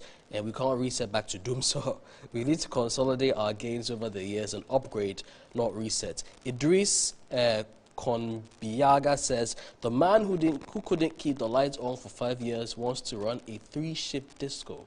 Wow, that's quite cheeky. Anyway, High School J says, hi Paul, thanks for showing our video dubbed Politics of Insults. They're students from Achirenswa Senior High School, Honorable Albert Kandapas Formal School. You really made the students happy, referencing an earlier tape that was used on the show. We are indeed grateful. We all hope Ghanaians will embrace their message. Let our political discourse be free from insults. Thank you. Bud Malik says, after over 4 hours of questioning, no single question on corruption was directed at candidate Bawumia, even though he has been in public service since the year 2000. A corruption-free candidate, hashtag, he says, Bawumia means business, and to lead is to solve. Samuel Ofosuba says, good evening, Paul and your disciples. Your recommendation at DMB's media engagement resonated and charged the auditorium to its epic. He says you're the news reporter, Ghana leads, rushing through these. KOB from Barcelona says, Paul, should God bless you with a son, he will be named after you. Well, perhaps. We'll see about that. Usman says, why not take, Mr. Paul Adimotri, why not take legal action against, I'm editing, he says, Captain Smart for defamation? He's been a law to himself, but I don't blame him but his employers for refusing to rein him in. The management of, he mentions a media station, are solidly behind whatever Captain Smart does on air. And lastly, from Ishmael, he says, good evening, Uncle Paul. Please, what is the meaning of Sole? Well, back to you, Paul. Sole means solidarity. That's what we were told when we started journalism. Solidarity. And viewers, if you look at this position that I take, it's been consistent with what I've been doing all the time. The former British High Commissioner to Ghana, John Benjamin, I had a personal fracas with him about complaining that journalists were taking money and all of that. And you know that I've been doing that. In 2014, John Mahama held a press conference. The Attorney General Maretta Brew upon came and attacked Kojo Yankson of Joy FM. I stood against it. You can't do that to journalists. I will protect the industry. We'll protect our young journalists. But we as journalists also have to raise our standards. Our standards must be standards that can be applauded by the general public, because a lot of the general public that we broadcast to, they are better educated than us. They are better informed than us. The only reason why they are listening to us is that they are there and we are here. But they could be here too. So it's not because we are better, that's why we are here. Because we are lucky to be here. That's how we should see it. And therefore, we have a responsibility to bring the standards very high. Speak fact only. You can get it wrong once in a while, once in 100 years, yeah, even the Times get it wrong. But it shouldn't be your nature that you don't verify things. And that all the journalism you do is that you have a camera in your ear, at the back of your head, camera in your glasses, and camera everywhere, and you are filming people illegally and using it for a story. So that when you can't film them again, you render 2 apologies in 6 weeks. You can't do that as a journalist. Whilst we protect the institution of journalism because the fourth estate of the realm, let us also make sure that the standards are high. Eventually, the chaff will be seeded out from the weeds. All right, that's all I got to say right now. Good evening to John Dramani Mahama and Dr. Bawumia behind me. May the better candidates win. The one with policy, 33 of them. May he win. Okay, Stephen Atubiga, good evening. Welcome to the show. You've been around trying to get unity. But I saw this this thing you posted about President Mahama and cadre organizations in the NDC. Yes. What point were you trying to make? John Mahama has been a member of the NDC since he was sworn into Parliament in '96. Yes. And he's been Deputy Minister in '97.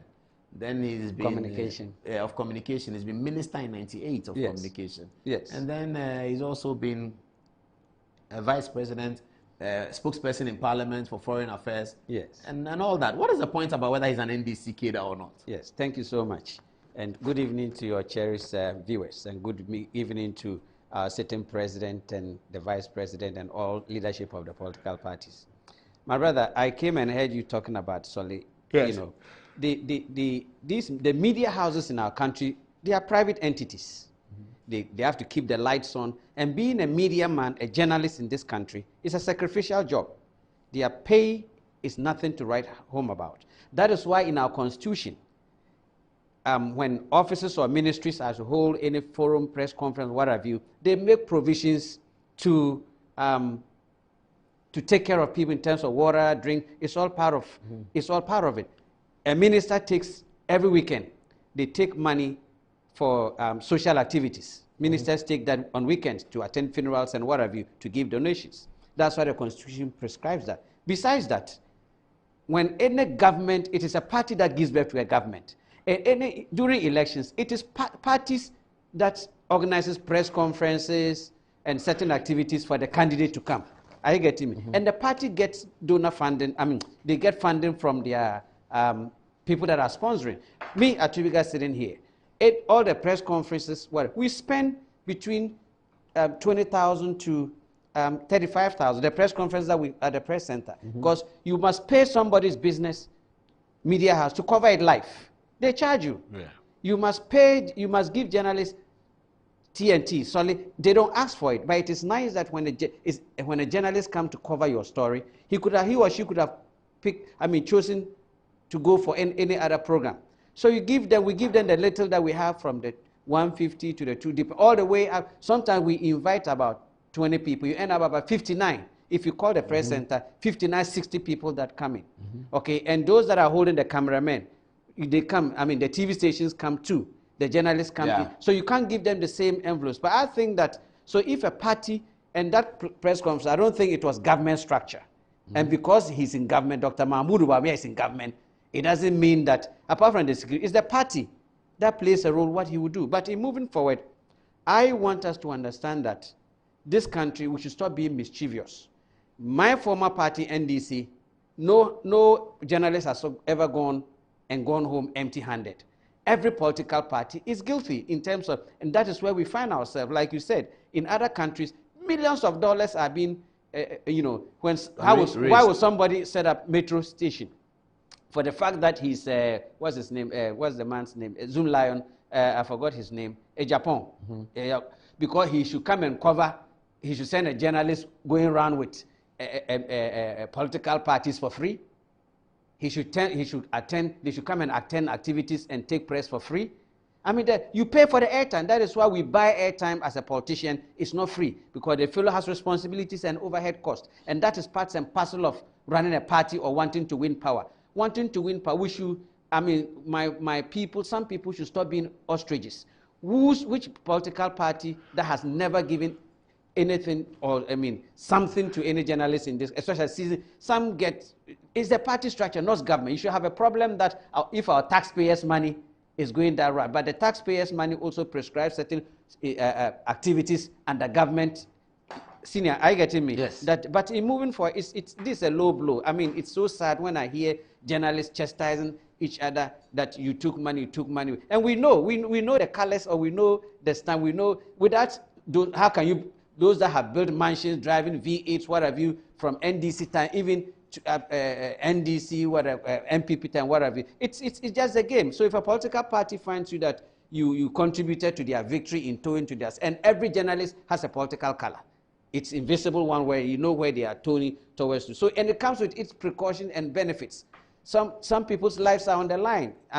It's a very risky job, depends on the season. So I don't think we should encourage a shame on people who wants to justify journalism and equate it to money that people take. People go there to take real stories, to let somebody sitting in Bunkurugu Yoyo Jasica and Kokofu in the villages to also have the all opportunity of them to get the story. To get the story. But in moving forward, why is John Mahama not being a kid a problem? My brother, when I saw the best thing that has happened to this country, okay, is President Akufo-Addo choosing Dr. Mahmoud Bawumia, another northerner, to open another doors to give hope to other northerners, knowing that following a different political party is the best thing to do. There's a future for everybody.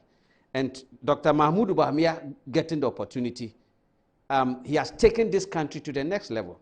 But a capitalist, they do big things and they take certain up there and they take the governance to the doorstep of the people. And then a socialist supposed to do a lot of, to implement or come up with a lot of social intervention programs and take it also to the doorstep of the people. But the difference between a capitalist and a socialist builds the programs at the doorstep of the people, okay? But the capitalist builds it at the central level and take it to the doorstep of the people. Let me give you an example. The digitalization that people are taking it for granted is the best thing that can build this country and propel this country to be at a certain level that there will be sanity, insecurity, at all levels.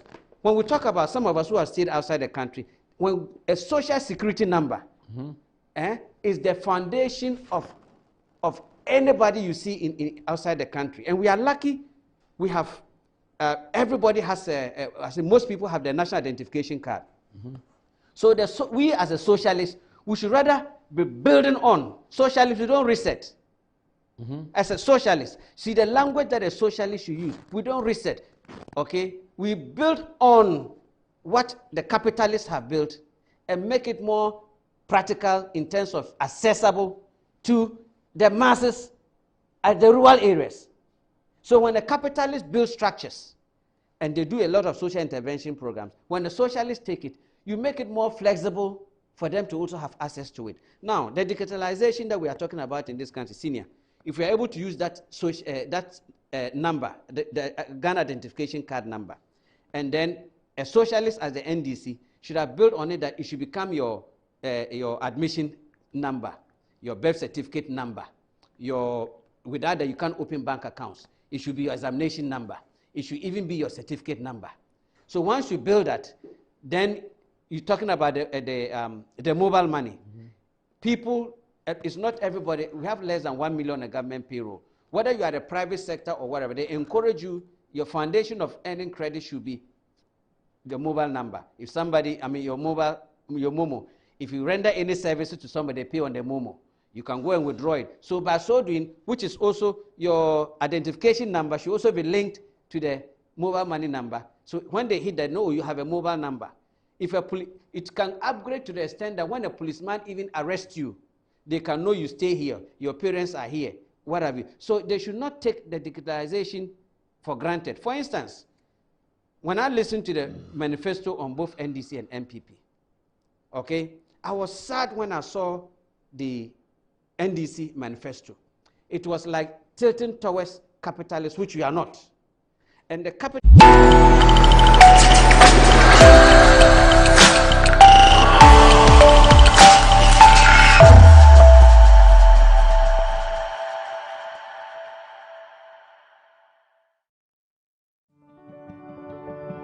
Has Christianity always been one of the religions in the world to you? Oh, hallelujah. Praise God. Christianity is not a religion, neither is it a joining of a church and doing the Christian things like praying and giving and so on. Hallelujah. Christianity is the outworking of God's own kind of life received into the spirit of a man. Whoa! This divine life in the heart of a man makes him righteous, keeps him healthy, divinely guided in life, prosperous and victorious. It gives you the ability to enjoy on this earth. Hallelujah. Yes, in every generation on the earth, God sends special messengers with unique messages to fulfill His word in their dispensation. Whether through the Emancipator, church services, special conferences like the New Creation Conference, or the Good Life Devotion, carefully listen, watch and read the message of life and of the divinity of the church ministered by Dr. David David Bindan, as ordained by God in the scriptures to mature the body of Christ into the full measure of the stature of Christ. Dr. David Bindan, taking us on our journey in Christ into sinlessness, sicknessness, deathlessness, lacklessness, and leaving us manifested sons of God to the glory of our Father. Hallelujah. Join Dr. David Bindan on the God Live devotion every Monday to Friday on this channel and receive truth that will usher you into the divine life experience of sinless holiness, incorruptible health, deathlessness, and reigning in life as a son of God in the full measure of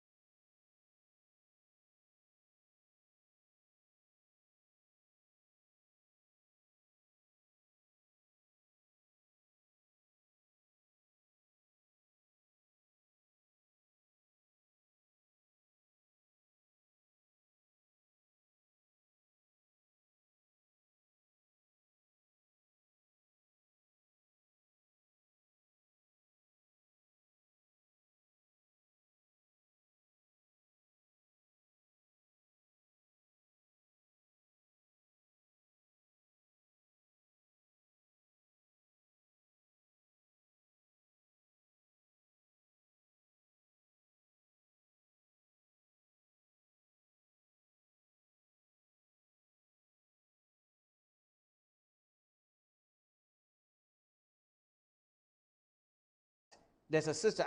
And the foundation of it is the digitalization that Dr. Mahmoud Bawumia built. Are you getting me? I expect that my big brother John Dramani Mahama, there should be a yardstick when, like the manifesto should have taken his time, like Exim Bank that he may want to make profit. Okay, they give loans to energy sector. I mean, projects that are backed by the World Bank, projects that have government for. You don't see Exim Bank, and it's so bad it doesn't represent a socialist. Okay, and but you have left the NDC, yes. So it's expected that you say that it's bad. But do you think that people see that? My brother, do you still see the way you see it? A lot of people are very excited. Yes, yes, and the ignorant ones, it doesn't create job for you guys. Somebody will be clapping when he speaks. How does it relate to you? We want to see the NDC that was giving scholarship, was building people, was doing capacity building. You know, predecessors. That used to happen? That used to happen, yes. They used to take under people. Who? Under Mills? Yes, under Rollins. The comradeship means if you don't eat, I don't eat. You see, the amalgamation of people that we form the NDC, I'm trying to explain. The comradeship, if you don't eat, I don't eat. When we are in government, there's no rich, there's no poor. But when a leader comes, for instance, John Dramani Mahama is not a cadre. My big brother John Dramani Mahama is not a grassroots. My big brother John Dramani Mahama from the CPP, he was a member of the People's Heritage Party formed by Eskin. And Mohammed Mumuni. Yes, and then what's his name? Manufi and Co.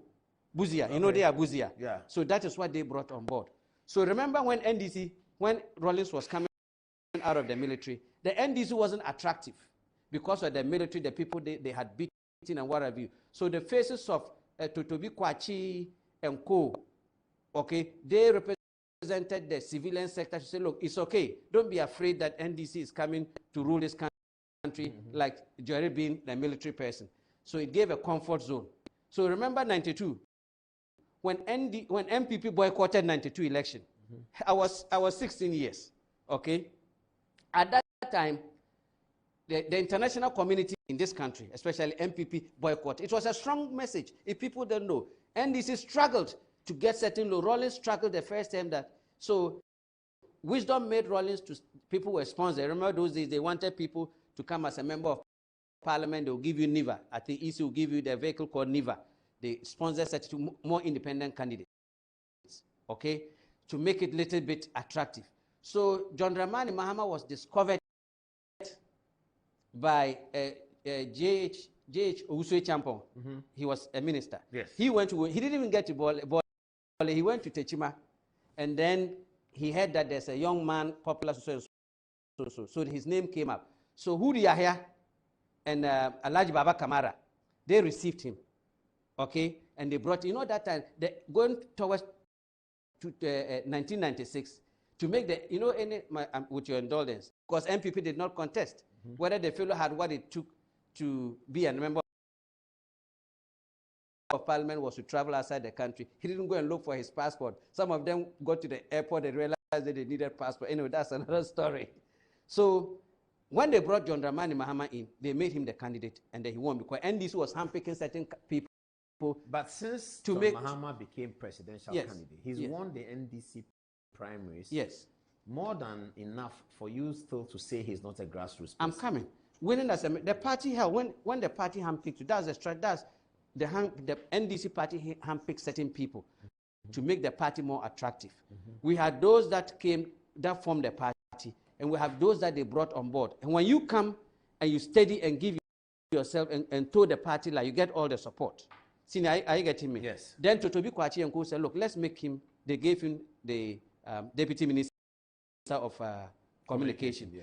And he is the luckiest person. John Dramani Mahama, big brother, is the luckiest person in the NDC who had come, not a cadre, not a foot soldier. Are you getting me? But unfortunately, he couldn't pull the cadres, the militias, you name all the structures. He couldn't pull them along. So if you saw immediately when Atamils came, Atamils studied, he had Totobi Kwachi and Co, he had the Hoyes brothers. They were able to show him how he could tilt. That is why the became a president. they pulled the 64s, Bobulo Latis and co, or they pulled them along. See, are you getting me?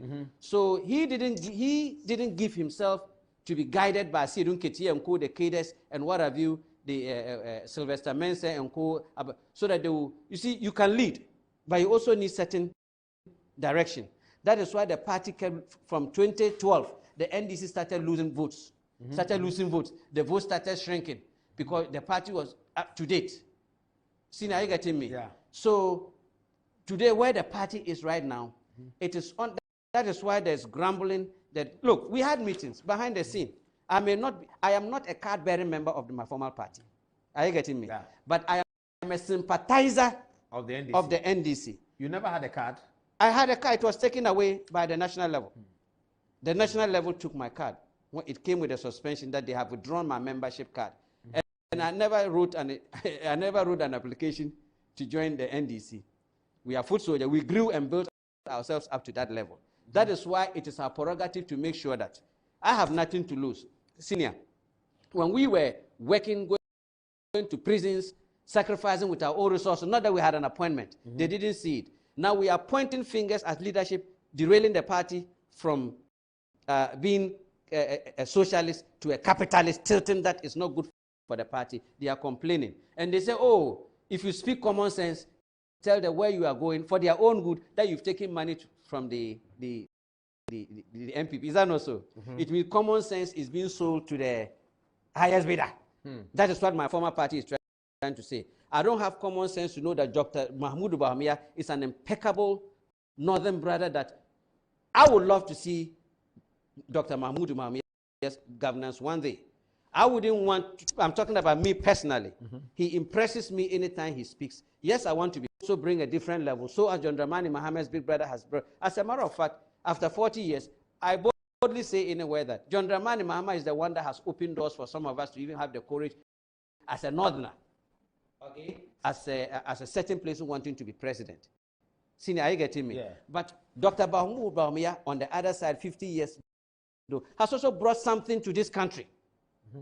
To we northerners that we can also look up to. So as every northerner deserves the opportunity. For instance, after John Dramani Mahama, I don't think there's any northerner in the NDC again at this moment credible that can lead the NDC. Me, Atubiga, I will not support any northerner to lead the NDC at this moment. We have failed. Look, Akan, Ashanti, Ewe, Gan should be leading. We encourage to lead because we have failed. Not that we have failed to groom each other. We have failed to pull. I wouldn't be surprised if a Hoyes or somebody or go with Harun Edu. It's not a problem. I'm talking about to fit John Dramani Mahamad's shoes at this moment. There is no northerner. Are you getting me? And look at Dr. Mahmoud Bawumia. He's grooming people all around him. He knows he has to, the opportunity that he has gotten. Okay, look at Dr. Mahmoud Bawumia. His father was a council of state, a founding member of the NDC. Is that not so? Okay, they groom him. But when he got the opportunity to be around this, but he has listened, he's been groomed very well to fit the shoes of where the MPP is supposed to go. Senior, are you getting me? Yes. And then he chooses his running mate strategically to make him, how do you call it? To balance his weaknesses, tribal, religious, which is important in the party. For instance, I won't pretend to be an ostrich here. Senior, John Dramani Mahama got the opportunity to be the NDC presidential candidate. And the luckiest person to carry Atamil's projects along, including his. Senior, are you getting me? Finished Professor Atamil's, late Professor Atamil's project, what have you. That today is floating him that, Senior, are you getting me? Dr. Mahmoud Bawumia also came from a different background. When John Dramani Mahama was a vice president, I'm trying to make a case. He will be in a convoy. He'll be called back. I mean, they'll call some of the vehicles back. He didn't have the capacity to call the shot because he was a running mate. Unfortunately, chief of staffs and certain executives, people around the president are more powerful than even a running mate in this country. Than a vice president in this country, unfortunately. And he, John Dramani Mahama, experienced how weak Mr. Atta couldn't perform. Sometimes, look, Mr. Atta will have to sit on the laps of how do you call it, my big brother, Baba Kamara, anytime John Dramani Mahama was outside the country to be able to function. He will run the allow him to operate. So today, you also have Dr. Mahmoud Bawumia, who was handpicked. He wasn't a card-bearing member of the MPP. No, he wasn't. But the way,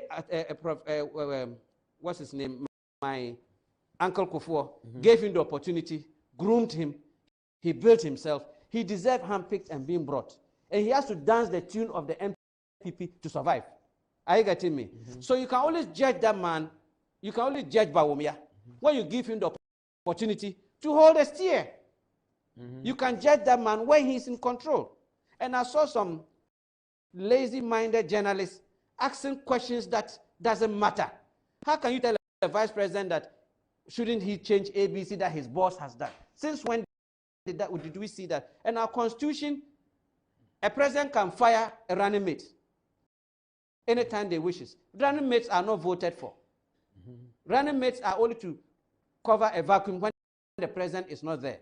Running mates takes instructions from the president, for crying out loud. So when I hear a lazy-minded journalist ask, you should be asking questions that will move this country forward.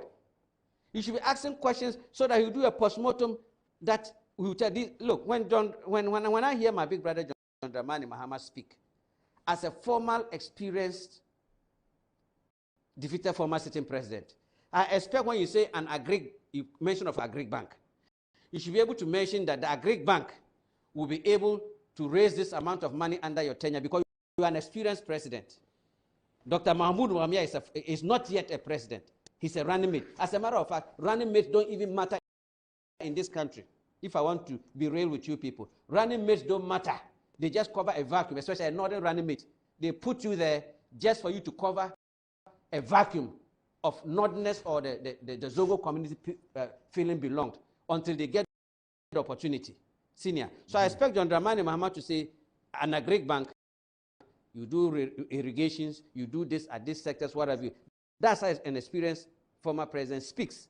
But if you throw it out there like me, an inexperienced, I've never been a president, I've never been a minister, I should be speaking those language that, look, just as I say, we will cancel NLC's policy, no budget for any minister in this country. Our first, all the... In the unlikely event that... Except education, except the security, and then health. All sectors, every minister, you must find the commercial section. There's a commercial section at all the ministries, that every ministry must have a bank. Imagine what will happen into this country. That is the foundation. And once you have that foundation with the digitalization, then the bank should be owned by private citizens. You make because there will be bigger banks, smaller banks, and some banks will even take the microfinance to the doorstep of the people. Senior, that is how a socialist operates. Senior, are you getting me? Yes. So any minister that cannot run your section as a commercial, for instance, government has no business building low-income houses. Journalists can come together in this country. You choose an engineer because the house that you build, you can build self-contained, 2-bedroom self-contained, 1-bedroom self-contained. Then you come together, then you take a proposal, go and give it to the housing minister. My minister, finance minister will only be given letter of credits for you to go to the private banks. Then the private banks, it will take that. Then you, the contractor, will go to Parliament House, senior, and go and defend that loan while the Parliament should pass it. So that would be a comfort, how do you call it, a comfort for the private banks, knowing that government has guaranteed to give the loans, then you build your houses. Senior, are you getting me? So until we privatize everything in this country and government will be taking its taxes, nothing can solve the problem. But somebody is building a platform that whether you are socialist, whether you are capital, you can build on it. And socialists, we don't reset. Okay. Socialists don't reset. Let's try and wrap up now and ask you that. Where is the campaign going from here? We have 2-3 months to go. Where is it going? Well, based on what I'm seeing, people like myself have seen that Dr. Mahmoud Bawumia has changed the face of politics in this country.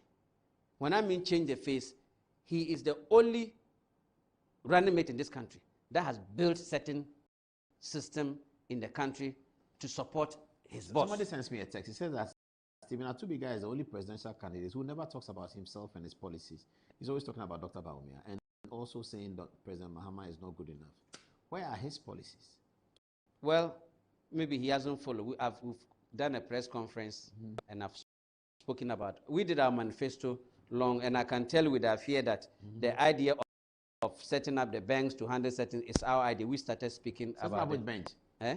Which bench? This is not I'm talking about banks. That's banks. Yeah. Banks. You know, I use that's sometimes I forget. Sometimes I forget I'm in Ghana. You know, I pick and choose. Then the Virginia is coming in. The Virginia is coming in. Senior, and I will wrap up without not setting the record straight. Yes. I have not taken a dime from anybody to fund my party. Nobody has given me anything.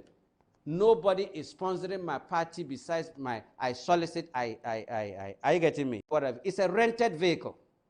My vehicle that I am driving, it was Ibrahim Muhammad that gave me that vehicle the 2020 election. And I've changed engines up to date, that the car is even broken down. Look, this is the estimate. You take what is it? Your Toyota car bill? Yes. But why do you bring it to the studio? No, I just want to set the record straight. That the difficulty that I'm going, some friends are not even picking my phone calls because I'm going to bother them about NLC. And those our people, they have come, even the Ghana Heritage Party, okay, that has come to merge with us. It is in the press conference that the way, I'm very honest, the way we think is about the party first. We are not ostriches, we call it, that they came and joined us. And when they came and joined us, for us, logistics, whatever comes from who, they want us to lead. Yes. And we are going independent because we've not been issued the finance certificate yet. That is why we are going independent. So is Alancha Martin part of your coalition? No, we are hoping they'll come and join us. That's Odike and Co, Afrafranto. Yes. But have you spoken to Afrafranto people? I've spoken to some key people. Not only them, I'm talking to other political parties. They should come and join us. Regular political parties should join you. Yes, Chade and Co should come and join us. Because we are, yeah, Chada wants you to join him. We are on the ground very well. He will be the boss. Maybe you can be. No, they should. The experience in leadership, how to govern, how to move this country forward, being around politics. I didn't just wake up, eat one morning, got up from America, came that I wanted to be a politician. I've been groomed, had the opportunity to serve at certain sectors at the background, being around certain people, know what this country needs, not the depthness of my pocket. So we have the knowledge, we have the know-how. So those who have made it like Chede and Co, they should come. If they were with us, definitely that blunder. I don't need to bring Osofia or Lumumba to come and tell Ghanaians how good I am for Ghanaians.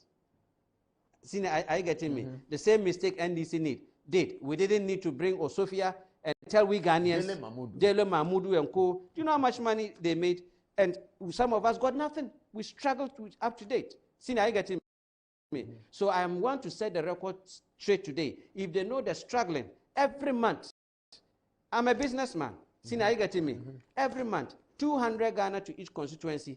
I'm talking at our level that we have nothing. Big times 275 constituencies. Do you have candidates in all 275? Yes, they are willing. All those people who couldn't contest the NDC seats, members of parliament, because of the depthness of their pocket, we are given the opportunity that picking our form is cheap as cocoa. Wanting to contest an election is not through the depthness of your pocket. And losing an election is also part of the equation. Senior, I've received a letter from about 3 youth organizers of the party and the women organizers. Saying that, look, that we don't have financially, we don't have the financial muscle to muzzle both the NDC and the MPP and the other political parties. So since we've not gotten the final say that we are going independent, why don't we team up and use and tilt another? Are you getting me? And I said, look, we are going there, even if we get 3 votes. It is worth it, at least, just as I speak on this, getting the opportunity, not money, not anything, to be on this biggest platform in this country. It's an achievement for my level, where I come from. Are you getting me? Looking at my background. Record is well set straight. Are you getting me? Yeah, let me ask them to do the last round of text messages and I'll be wrapping up. Antoinette, what are people saying about Stephen Atubiga's answers to the interview? Right. So Daniel Abdullah says, I can actually understand why many people criticize the very important digitalization topic. It's not an easy topic for everyone. He says, I remember my first lecture in digital electronics class class level 200 in 2008. My lecturer specifically said, and I quote, "If you want to know a country's economic performance, check their digital infrastructure." I find it worrying when people do not understand how important this subject is and rather ridicule the good Dr. Bawumia. It is very sad. Mohammed has a question for Paul. He says, Paul, there's a question I actually want to ask. In making your statements at Dr. Bawumia's Meet the Press event after, you said, "Mr. Vice President, whatever happens in December, you have changed the politics of Ghana and Africa for a long time to come. You picked towards your right, and I would want to know what informed that decision." Bennett Danso says, Paul, I am actually very thrilled by the eloquent Atubiga. He has brilliant submission right there, especially on what he said about what a socialist does with what a capitalist has built. And Abdul Abugri lastly says, Atubiga can actually break the duopoly of NPP and NDC. Let us all come together and vote for him. Paul, 2025 Ghana will be all blue and white. Interesting. Abdul says, okay, no, that's been read. Right, we have from Ishmael. He says, "Good evening, Uncle." Oh, okay, we have that also. Right, so Master Planner says, "Please kindly permit me to take you out of content. I was in Tachiman today, and it was so amazing to see 10,000 artisans, i.e. tailors, welders, carpenters, hairdressers, etc., all trained by YEA and given support and equipment to start their own work. It's never happened in the history of Ghana." He says, "God bless Mr. Kofi Bajapong, Dr. Bawumia, and President Akufo-Addo." Kabiesi from Sekendi says, "I must tell there is something magical with Dr. Bawumia. He's always prescribed solutions of the economy with precision and style. A vote for such an industrious son in the next election is not only a call but a godly duty." Aaron says, "As the upcoming general election approaches on December 7, we need to remember to engage in civil discourse and avoid abusive comments, threats, and violence for our democracy to function effectively. We must respect each other's opinions and engage in constructive dialogue instead of resorting to harmful behavior." I can't agree more. Ms. Jerry says, "Those who believe in a reset should go to their phone settings and click on factory reset. Those who believe in an upgrade should update their phone softwares." Lily Will says, "Mahama is now mocking people with speech impediments and he will be punished for that. He stammered when a journalist asked him why he sat there for things to be messy when he was president." Obama says the NDC campaign slogan, "Reset," should tell Ghanaians how empty the NDC is. The point that Ghana has reached, we don't need a reset but an upgrade.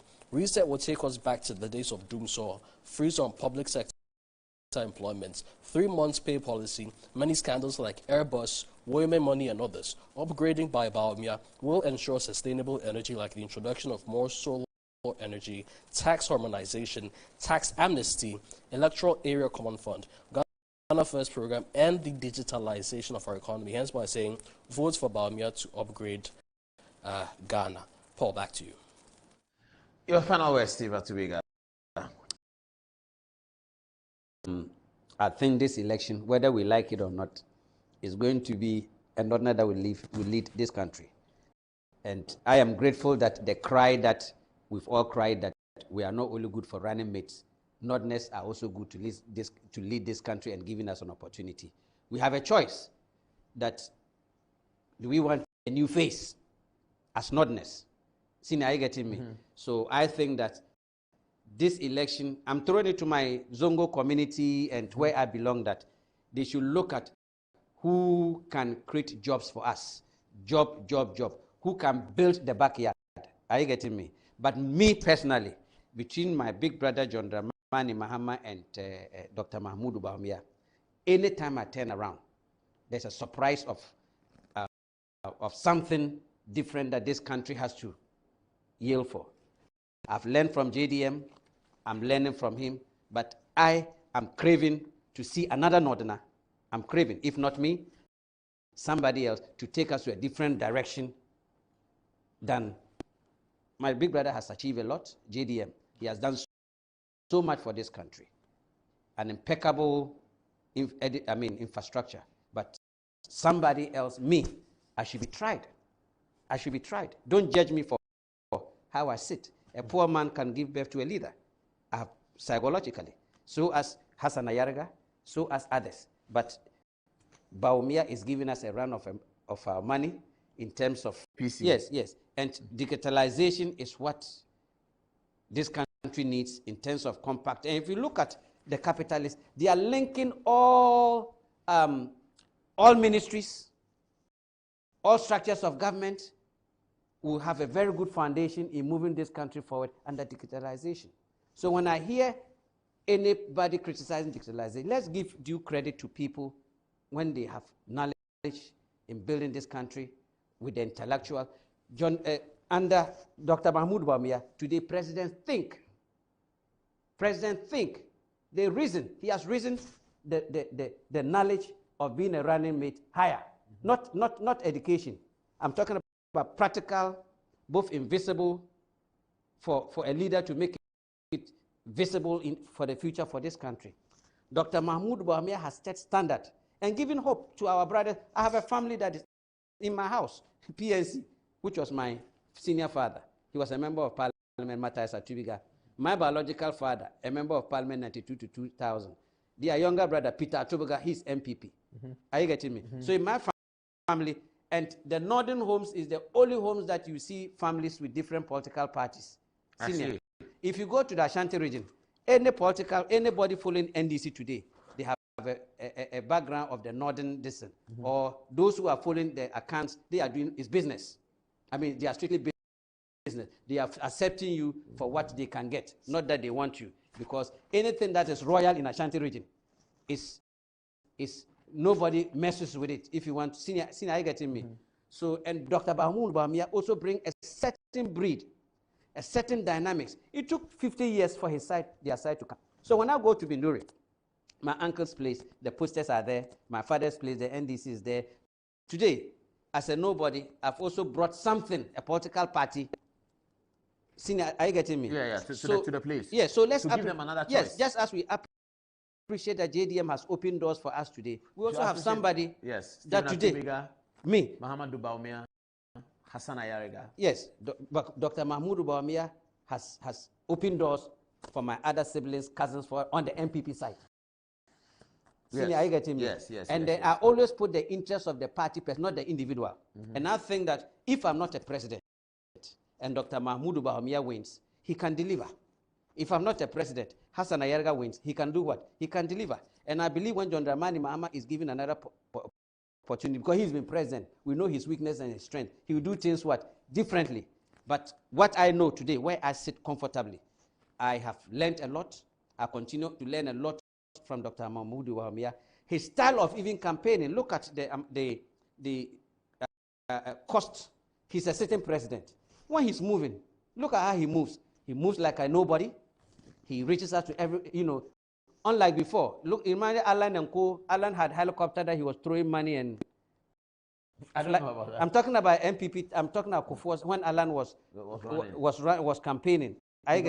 2007. He had everything structures. But today, look at what was coming. Down the wife. The wife too is taking certain standard. The wife too is also setting standard in this campaign. Samira. Look at how she's campaigning and supporting the husband. Going everywhere. Are you getting me? She goes everywhere. She interacts with the woman supporting. Absolutely, yes. So there's hope in this country. So as when I'm also given the opportunity, I can lead this country. But before I leave, the notion that I have been given we'll deal with it. My debt in the banks, my brother, I owe so much that if my son is here, he'll tell you. I'm maxed out even when some managers don't want to see because I've not paid my overdrafts that the auditors are. I mean, one thing in good name in this country, you can use your name to get anything that you want. You can even use your good name and even marry third, fourth wife. Because you have good name, they'll give it to you. To marry a third, fourth wife? Third, fourth wife. Such as some of us. Yes. Why do you want to marry second? Oh, I have. Then third. You should be asking, why do I want to go fifth? You are limiting me to 4. I'm not a 4 woman. But the Quran limits you to 4. No. I'm a Christian. What's that? Christian, you believe both in Christianity and the Muslim. It's a religion which was founded by in Nigeria. Christianity gives you 1. Yes. No, that's when you go and do that wedding. Yeah. That African traditional religion gives you endless. Yes. Islam limits you to 4. Yes, my father Christianity is monogamy 1. That's if you go and do the Christian, you can still go and do Christian traditional marriage. You don't do wedding. Yeah, you can. And you can marry as you registered each first wife, second wife. But why do you want more than one wife? My brother, if you want to live long, and if you want to have a peaceful home, you want to be treated right, don't marry one wife. Don't keep one wife. Hey, say that again. I'm saying that if you want to live long, if you want to live long, like the Ekufor, yes, who is 84 and still if you want to have a good life, if you want to have a good life, if you want your wife to treat you better, if you want marry more than one wife. Having one wife is like having a girlfriend. Where are you going? Where are you? Come home. What are you doing? You die early. Why will you die early? Because there's competition. There's some caution. Somebody cares so much to ask you when are you coming home. It will kill you. If God doesn't bless you, you go and marry a narcissist wife. What was that? And a woman that nags, that complains, whatever that they don't appreciate. But if you bring a second person, everybody want to do right. By the time you get home, your food is ready. Massage your feet. Well, how are you? What did you? Because they all want to do their best. And if she misbehaves, you take your shirt. You are going to the other one's place. So she will be steady. So there's so much stress in the country. Shirt. You take your. But you don't wear shoes. I'm saying. There are certain circumstances. You dress up, okay. You dress up. Then my you brother. go to the other woman. I'm advising every young man, every man in the country. Of what age? Young men of what age? Oh, 31. Today I'm 49 years. So you are addressing 31. And part of I won't take credit. I can write a book about street women. No, I'm talking about as a street person. I'm not a specialist like, what's his name? Our brother, Councillor Lutros. But I am saying that few notness. If any man that has one wife, most of them they don't live long. John Mahama has one wife. Oh, my brother, we have legal other wives, and we have the illegal ones. Illegal wives. Yeah, the legal ones that you've gone to take the dowry. Yes. And there are illegal ones. Those are who? Yeah, I have children. My brother. You mean women you have children with who are not your wives? Yes. They are the illegal wives. The illegal wife. But, okay. But you treat them like yours. You do what is necessary. You have children with them. And the best presidents, the best journalists, the best politicians are men that have had children out of wedlock in their marriage. I have nothing more to add. Thank you, viewers, for watching. Good night.